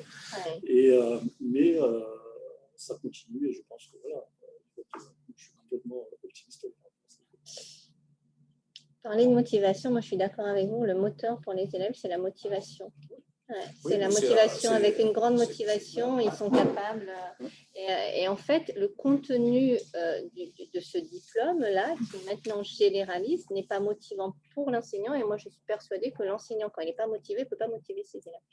Et pour l'avoir fait, là, la coloration, les 10 enseignants qui sont allés faire un stage dans le monde professionnel, ils sont convaincus, enfin, ça les a complètement changé dans leur manière d'enseigner et dans la perception qu'ils avaient, en fait. Parce que c'est vrai qu'on a eu un concours quand on était enseignant, mais l'évolution technologique est telle que le métier tel qu'on l'a connu ou tel qu'on l'a perçu il y a 5 ou 10 ans n'est plus le même aujourd'hui. Et moi, je suis persuadée que dans notre filière, il faut absolument que les enseignants aillent faire des stages de façon régulière dans l'entreprise. Ou inversement, hein, mais moi j'ai été jury de bac pro, là, on m'a appelé pour rendre service à un lycée, au lycée de l'Horizon. Hein. J'ai fait aussi un BTS, je rends un service pour un BTS à Inglo. J'ai eu une des élèves qui a présenté son rapport de stage, donc j'étais là pour le rapport de stage, pour qu'il présente le stage. Elle nous avait dit qu'elle a eu son concours, elle s'engageait donc au niveau, on pourrait être cadet de la République. Quand j'ai vu le stage et le rapport qu'elle a fait, la manière dont elle s'est présentée, la manière dont elle était habillée, la manière dont elle a présenté son dossier, je lui ai fait arrêter son cadet de la République. J'ai appelé un membre du MEDEF et je lui ai dit reçois cette personne, vu le stage qu'elle a fait. Et c'est parce que j'ai été au sein de ces lycées pour constater ça. Et du coup, je lui ai permis de changer son orientation et de poursuivre en alternance parce que j'ai trouvé que, voilà, mais c'est une perception totalement personnelle. Mais vous êtes sensibilisé, vous, à la formation et à l'enseignement. Vous aussi, vous êtes dans différentes associations. Mais après, dans le monde professionnel, les entreprises n'ont pas forcément le temps d'accueillir et de former les élèves. Il y a tellement de stages maintenant, que ce soit au collège, au lycée, dans le supérieur. C'est des stages de partout. Hein. Et, non, je ne suis pas d'accord avec vous. Hein. Moi, j'ai répondu à une étude. Moi, si l'entreprise voit de l'intérêt à ce stage, elle va recevoir, elle va trouver un temps. Si les stagiaires viennent juste pour faire des photocopies, c'est du temps perdu pour l'entreprise, mais pour le stagiaire aussi. Mais si l'entreprise a un intérêt pour ça, je vais vous dire, j'en connais quelques-uns ici au MEDEF, je peux vous donner des noms. Hein. Il y en a qui répondent à ce que je dis là. Sur le terrain, les élèves ont du mal à trouver des lieux de stage. C'est pour ça aussi qu'on a Il faut les détecter. Mais c'est des différentes discussions qu'on avait lors des commissions. C'est qu'il n'y a pas trop de... En fait, ça manque d'informations. C'est-à-dire que je pense que aussi bien dans l'éducation nationale, quand les jeunes doivent chercher des stages, vous les aiguillez un peu, mais vous n'avez pas forcément la liste de toutes les entreprises dans lesquelles ils pourraient frapper à la porte. Comme nous, on n'a pas forcément la liste de toutes les formations qui existent sur le territoire pour se dire, bah, tiens, il faut peut-être que j'aille contacter cette école parce que là, il y a des compétences qui m'intéressent. Et, parce que nous, on est tout à fait ouvert à prendre des jeunes. Là encore, on a signé un contrat d'apprentissage. Un jeune de 16 ans qui vient de la mission locale, on l'a mis en apprentissage pour avancer à des peintures, carrosserie. Et généralement, les enseignants, ils ont déjà un carnet d'adresses, en fait. Ils ont déjà pas mal d'entreprises. Ce qui s'est passé avec cette formation, c'est que les entreprises qui auparavant accueillaient nos jeunes, du fait de la réforme, après, ils se sont dit, mais qu'est-ce que vous leur apprenez à l'école? Ils ne savent plus rien faire. Je pense que c'est un discours que vous avez peut-être déjà dit ou que vous savez que les entreprises reprochent ça. Est-ce que cette coloration, elle moi, je découvre ça. Moi, je découvre ça. Comment ça se fait qu'en 2018, ça existait? On découvre. Moi, je pense que les deux bacs pro aient été mis ensemble, la gestion compta et... Au niveau du contenu, en fait, la coloration, elle a pour but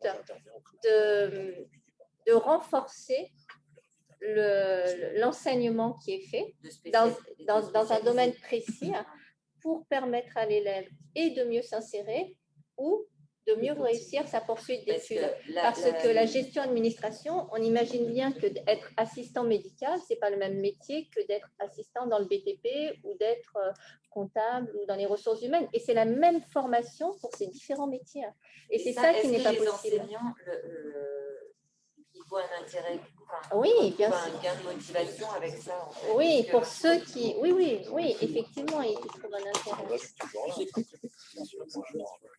Et sur les compétences, pourquoi pas faire rentrer carrément des professionnels dans le lycée?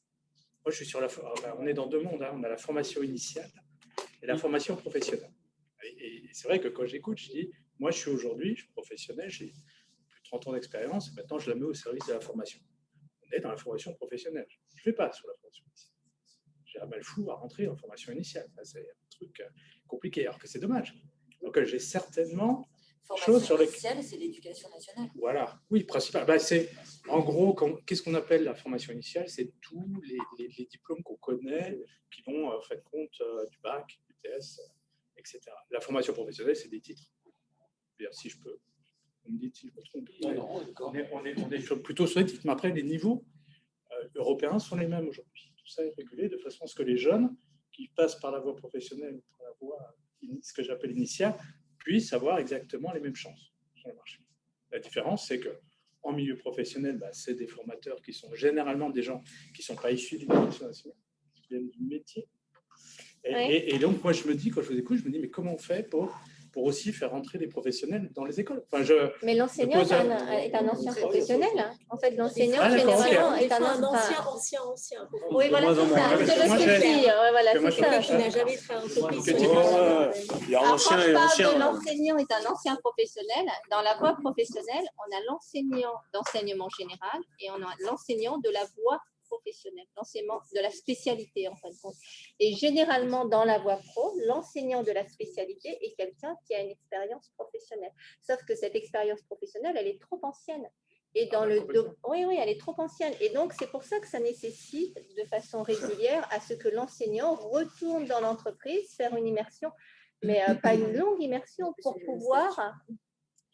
Puis il y a demande tout va vite. Ces enseignants-là dérivent vers une forme de confort, d'ailleurs, que je ne critiquerai pas, parce que on va me prendre pour un méchant. Mais ils dérivent vers une forme de confort, parce qu'on va enseigner, c'est ce que ça répond à ce que j'ai dit. On devrait idéalement enseigner, transmettre des convictions. Pas un savoir, on s'en fout du savoir, on va sur Internet. Oui, on n'est pas sur la connaissance, on est d'accord, on est sur la compétence. Oui, je suis d'accord avec vous. Oui, alors imaginez, vous êtes dans le domaine... Moi, je suis dans l'immobilier, j'interviens notamment au CNAR, mais j'apprends votre truc, là. Je découvre. Et vous êtes dans l'immobilier, imaginez demain, on vous demande d'être avocat. C'est-à-dire, vous faites pas mal de juridique, j'ai entendu, vous êtes dans l'expertise juridique. Voilà. Est-ce que vous pensez que vous serez aussi convaincant en tant que juriste que dans le domaine de l'immobilier? C'est ce qu'on a demandé à ces enseignants. Ces enseignants qui étaient des profs de gestion, du jour au lendemain, on leur a dit, vous faites toujours le même métier, l'enseignement, mais vous n'avez plus la main sur ce que vous enseignez. C'est-à-dire les profs de compta, on leur a dit, maintenant, vous allez faire de l'administration. Vous faites toute la compta, vous ne touchez plus un plan comptable, vous n'enregistrez plus de... Oui, c'est ça qui a été fait. Et donc là, maintenant, il y a une rénovation. La compta est revenue dans l'enseignement. Et donc, à partir de là, du bac pro Agora, de nouveau, on enseigne de la comptabilité parce que aussi, on tient compte de ce qu'a dit le monde professionnel. On est en manque de comptables aujourd'hui, que ce soit à La Réunion ou en métropole. Ça fait 20 ans qu'on manque de comptables. Oui. Je peux juste intervenir par rapport à tout ce qui a été dit. Il y a deux points sur lesquels j'aimerais rebondir.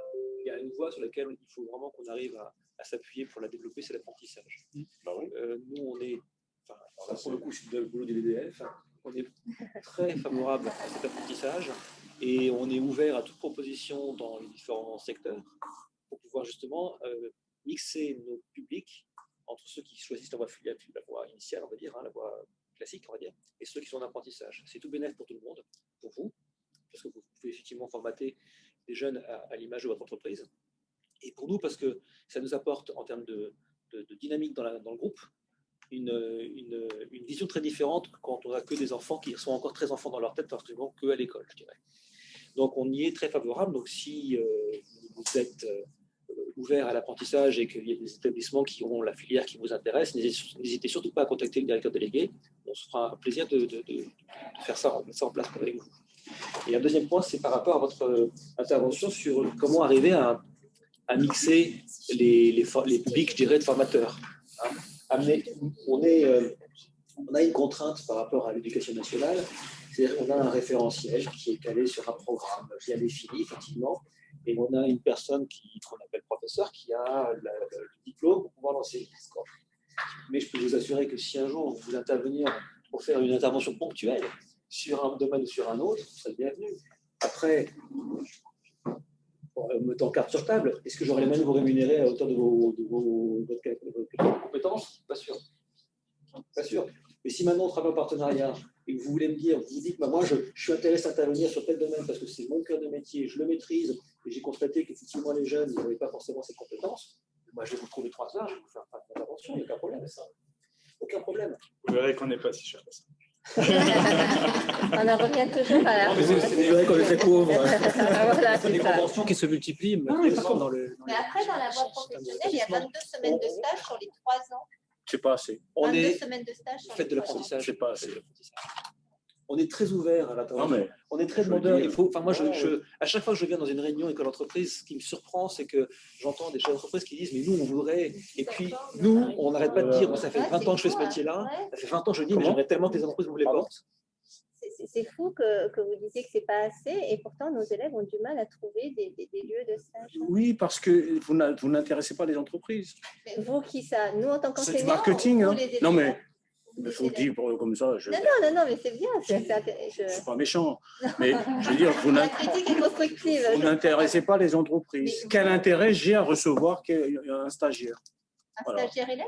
Bah, ou je ne sais pas, ou de coloration, là, mais je découvre la coloration. Je pose la question de façon sèche comme ça, mais si vous l'intérêt, c'est ça. Comme moi, si j'interviens dans les écoles, je vous rassure, c'est pas mes interventions, c'est pas là-dessus que je vis. Hein.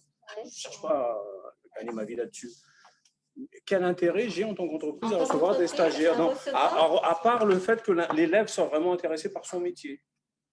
Par le métier qu'il veut choisir. C'est l'objectif final. Hein. Ouais, mais des fois, c'est pas. Et le moyen. Vous avez dit tout à l'heure que vous avez changé des formations pour adapter aux besoins des professeurs. Hein. Non, on n'a pas changé. On a renforcé la formation. C'est-à-dire que ça reste de façon générale de la gestion administration, sauf qu'on a spécialisé la formation. C'est-à-dire qu'au lieu de faire un exercice une fois dans un cabinet, une fois dans un cabinet juridique, une fois dans une entreprise du bâtiment, on va vraiment axer tout l'enseignement pour qu'il y ait au moins déjà l'apprentissage du vocabulaire professionnel dans le domaine du BTP, qui est le permis de construire, les appels d'offres. On fait en sorte de ne pas changer ce qui est enseigné, mais de spécialiser et de renforcer. On est tenu par le référentiel, on prépare au bac, sauf qu'on vise plus loin. On vise plus loin. Dans l'intérêt des entreprises, parce que ce que les entreprises nous disent par rapport au contact qu'on a avec eux, c'est qu'aujourd'hui, l'élève ne sait pas vraiment faire, il n'est pas suffisamment armé, il n'est pas très compétent. Donc, on travaille. Il faut faire avec ce que dit le ministère dessus et essayer d'adapter sur le terrain avec les entreprises et il faut réussir à satisfaire les deux, en fait, à être dans les clous au niveau du ministère, je pense. C'est pour ça que la loi, la transformation de la voie professionnelle qu'il y a eu il y a 3 ans, dans ce sens. C'est pour ça qu'on vous le dit, il faut vraiment développer l'apprentissage parce que c'est vraiment un des meilleurs leviers actuels qu'on ait, nous, pour faire avancer. Après, c'est culturel. Hein. Oui, voilà. Après, il y a plein. En Allemagne qu'en France. Après, il y a plein d'éléments. On parlait la dernière fois en aparté, on a des gros problèmes de mobilité des jeunes. Les jeunes, moi je sais, dans mon établissement, 80% des élèves que j'ai dans ma voie professionnelle viennent des 3 collèges qui sont autour. Ils n'ont pas choisi le métier, ils ont choisi l'établissement. Il y a aussi ce vrai problème de mobilité des jeunes que l'on rencontre, qui est propre au territoire, mais je pense que dans pas mal de territoires, on rencontre la même difficulté. Donc il y a tous ces éléments-là, effectivement, qu'il faut mettre en œuvre, développer des internats, développer effectivement tous ces éléments-là. Pour la recherche de stage, c'est pareil. Hein. On a discuté justement. Que nous, on était intéressés effectivement pour prendre des stagiaires du lycée qui est dans le sud, qui fait industrie graphique. C'est ça, je sais que vous avez vu. Et en fait, pour effectivement essayer de trouver des places en internat dans les lycées aux alentours, autour de Sainte-Marie, parce que que ce soit nous ou notre concurrent, on est sur Sainte-Marie. C'est ça. Donc, effectivement, ça, à mon avis, c'est pas compliqué à mettre en place, hein, c'est que de la bonne volonté. Mais parce que nous, on est prêt à accueillir. La démarche, voilà, tout le monde. On est en cours. Et en fait, la coloration, c'est pas pour faire plaisir aux profs. Hein. C'est pas le. J'ai pas dit ça. Hein. Non, mais on pourrait percevoir ça. Taquine un peu, je suis taquin, mais. L'objectif final de la coloration, c'est quand même en faveur des élèves. S'il n'y avait pas sur le marché de l'emploi des demandes dans notre secteur, dans notre filière, dans notre spécialité, on ne chercherait pas à colorer. Hein. Non, mais je suis très favorable, je vous rassure, je suis très favorable. Comme le système FCIL existait à l'époque, c'est le même principe. C'est formation je suis intervenu dans une section, dans le dispositif FCIL que j'ai trouvé génial. Des techniciens qui sortent de BTS de froid ou des menuisiers et qui ont besoin d'avoir des compléments en marketing et en commerce. Je suis intervenu une année pour leur donner ces notions. Je ne sais pas trop qu'est-ce que c'est devenu, mais en tous les cas, l'intérêt des élèves a été plus que sur un an. Ils savent que ça n'allait pas durer 3 ans d'études pour avoir un diplôme, c'est un titre. Ils étaient super motivés pour travailler sur ces notions de marketing et de commerce liées à leur formation technique qu'ils ont reçue. C'est beaucoup sortaient techniciens commerciaux dans le froid, dans tout ce qui est frigorifique, dans tout ce qui est menuiserie. Petite notion de commerce, une petite notion de ce que c'est qu'un chiffre d'affaires ou un bénéfice. Voilà, c'est tout ça, quoi. Excusez-nous, on va se permettre de conclure la commission. Parce que oui, allez, c'est vrai qu'on est bavard. Sauf s'il y avait des... Non, il y avait... Bonjour, je pourrais intervenir? Oui, je vous écoute. Voilà, oui. Moi, je pense qu'il faut mettre en place c'est bien la coloration, c'est super. Moi, j'ai adoré.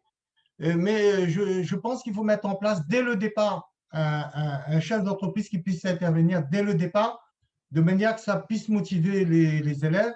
Et on met en place un planning jusqu'à la fin, c'est-à-dire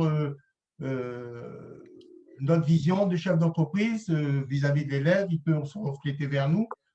Ça se passe beaucoup, c'est que le monsieur intervenait au niveau des élèves de lycée, c'était pas mal, mais il faut plus généraliser, mais dès le départ, dès l'entrée. Il ne faut pas attendre. Si vous attendez trop, l'élève décroche parce qu'ils n'ont pas de repère.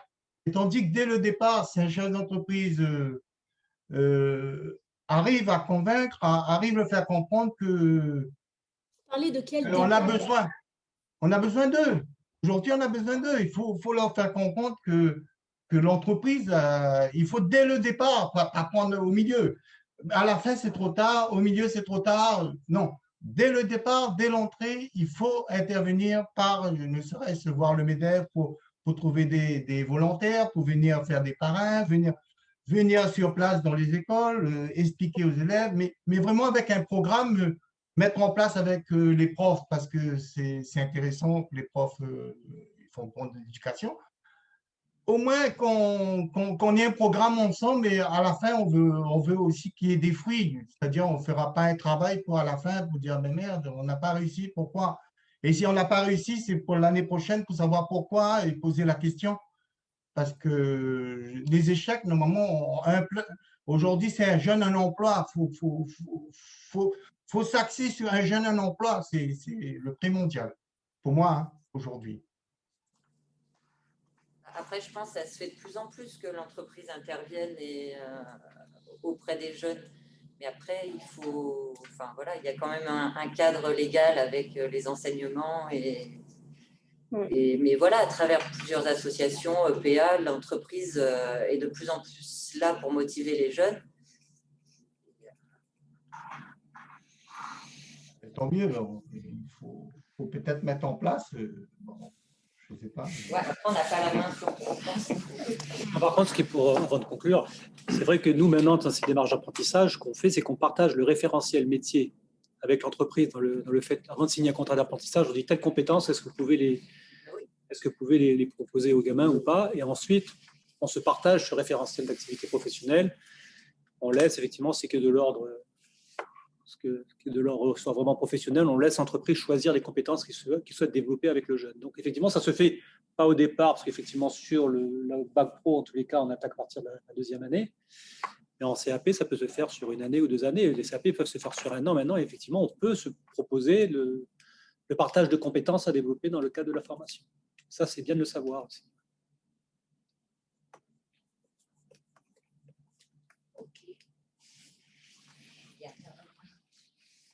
C'est bon, mais... Je ne mets pas dehors, vous pouvez rester. Je respecte. Non, mais Non, mais cela dit, la présidente, elle peut partir et si vous voulez Voilà, changer encore, il n'y a pas de problème. souci, hein. Jamais sans président. C'est jamais sans ma fille. Ça, j'ai jamais vu. Et que la présidente se fait jeter. Elle est, hein. Non, mais sérieusement, bon, je vous laisse continuer de discuter, il n'y a pas de souci. Moi, j'ai un impératif, donc je dois. Dans des sujets moi, qui m'intéresseraient, comme ça, du coup, ça peut donner un sujet. Vous avez parlé du futur campus. Et je pense que là, il y a peut-être des choses intéressantes. Voilà, c'était juste là-dessus, je vais ouvrir une porte et je pense qu'elle va être trop grande. Donc ça vaut peut-être le coup d'en faire un sujet. L'économie durable, là. Nous, on a un en gestation qui s'appelle le campus de l'économie circulaire, effectivement. Mais bon, pour l'instant, comme il reste encore en gestation, je n'entends pas trop en parler. Mais oui, cette notion de campus, de toute façon, c'est national. Hein. C'est une volonté nationale, elle est en train de se développer ici comme ailleurs. Oui, tout à fait. Mais en fait, c'est aussi toujours dans cette idée d'adaptation justement par rapport aux besoins des entreprises, de travailler sur la carte des formations proposée au niveau régional pour pouvoir justement répondre aussi aux besoins. Donc, il y a ce réseau qui se met en place entre les entreprises, entre les établissements scolaires, l'université aussi, et aussi des partenaires comme Digital Réunion, par exemple, dans le cadre du management et des services numériques. Donc, on travaille là-dessus. Il y a différents projets. Je prends vos coordonnées comme ça. Et je pense que là, il y a peut-être un point. Moi, je regarde ça, mais c'est peut-être là où il y a des points de rencontre qui peuvent se faire de façon plus lisible et plus simple. C'est pour ça que j'avais commencé à regarder. Mais je reviendrai pour ce sujet-là. Je peux m'inscrire. Madame la présidente. Oui, suivez-vous, comme vous voulez, il n'y a pas de souci. On est là pour vous mettre en relation, donc n'hésitez pas à faire appel à nous. On relaiera concernant Coloration Pro. On n'en a pas vraiment parlé. On a sorti du coup un dispositif qui s'appelle Pro à Pro, qui donc est Prof à Pro, pardon, qui merci Willy. Oui. Pour l'immersion des professeurs en entreprise. Voilà, finalement, votre demande sur Coloration Pro, c'est un stage ou une immersion d'une semaine. Ce dont on a besoin, c'est un stage d'une semaine dans une spécialité, en fait. Hein. Voilà, oui, dans une spécialité. L'idée de Prof à Pro, c'était l'enseignant choisi nous dit ce dont il a besoin, en fait, tout simplement. Donc là, sur 2 jours. Si c'est spécialité, effectivement, c'était sur 2 jours à l'origine. Là, la demande est différente, mais uniquement sur la durée. Sur le principe, c'est la même chose. Et après aussi...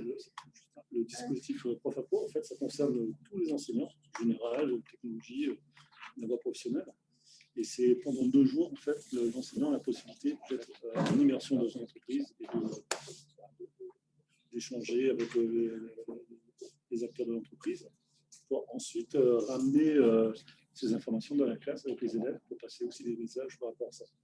Et donc, cette opération va être lancée à la rentrée. Donc, il y aura une demande qui sera faite aux enseignants qui seraient volontaires pour s'inscrire dans ce dispositif-là.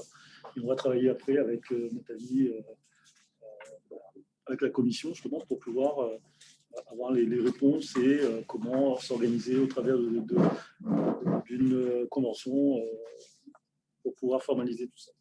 Et le dispositif coloration, c'est sur la partie voie professionnelle concernant la gestion d'administration, et c'est une durée de 8 jours pour un enseignant dans une entreprise.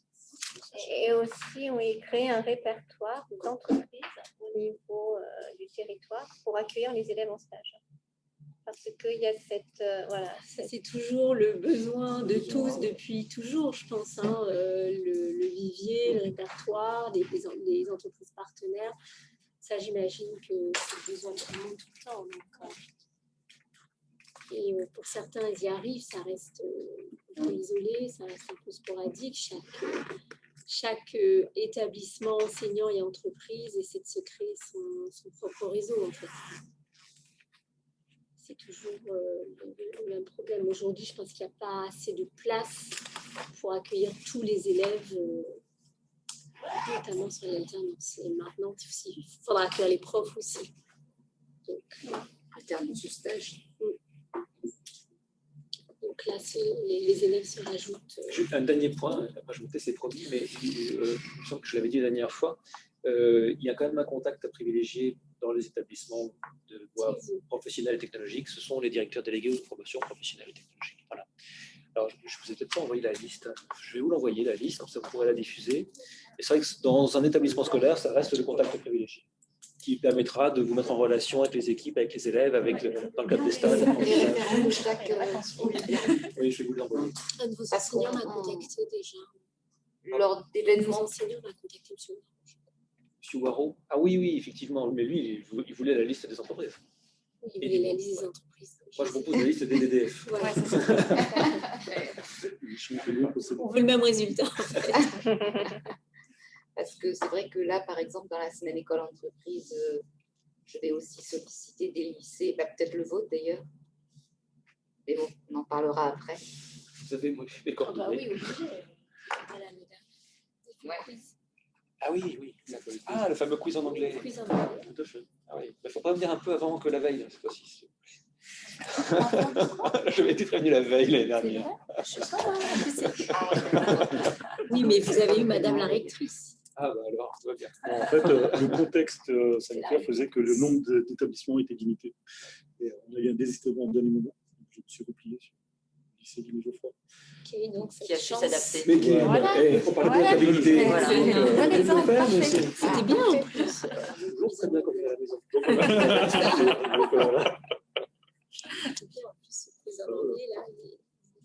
On a pour habitude aussi de dire quelle est la date de la prochaine commission, mais là, ça va être un petit peu compliqué sur le mois d'août, parce que on est un peu pris par ailleurs, moi qui ne suis pas là, et je pense qu'on va en faire une au mois de septembre. Je ne sais pas, qu'est-ce que tu en penses? Il ne faut pas oublier que septembre, octobre, novembre, semaine école-entreprise en novembre, parce que là, ça va être délai, parce qu'on va être... Peut-être début septembre, du coup, de faire la fin. Peut-être début septembre, le temps de laisser passer la rentrée, c'est plus effectivement pour la disponibilité. On aura déjà avancé sur Profapro et on aura un retour. Ouais. Donc, on vous propose une date début septembre. Voilà, et ce sera l'occasion pour Thomas Mondon de proposer son... De toute façon, je pense que le MEDEF était déjà sur cette opération, c'est Attitude Pro. Sur le développement des compétences comportementales, soft skills, avec les entreprises. Voilà. On a soit le mercredi 1er septembre, soit le 8 septembre. Je pense qu'on communiquera par mail. Bon, on vous dira, on statuera sur la date et on vous dira. Et... Plutôt le 8, on va se fixer sur la disponibilité du 8, je pense. Isabelle. Parce que d'ici là, je pense que dans la niveau, ouais. Je note pour le 8.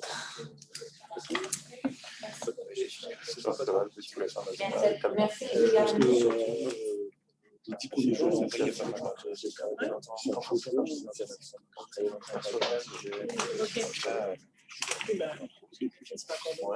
Oui. On s'était vu sur des projets stratégiques de la commission école-entreprise. Parce que moi, depuis avril que je suis là, j'ai été présidente. Super. Vous n'avez pas connu à l'époque. Non, moi je viens d'arriver ici. Il n'y a personne de mon époque ici autour de la table, à part Gérard qui n'est pas là aujourd'hui. Mais voilà. Qui n'a pas pu venir, effectivement. Exactement. Ouais. Oui, je connais bien les actions. Hyper engagé. J'ai eu été effectivement beaucoup plus que ça, mais c'est toujours un sujet qui me tient à cœur. Forcément, on ne peut pas recruter et être en décalage avec la formation, avec les jeunes. Sur le territoire, c'est pas possible. Il faut travailler sur le fond. Cette commission a toute sa raison d'être. Eh bien, écoutez, très bon après-midi. Merci de votre accueil. Bonne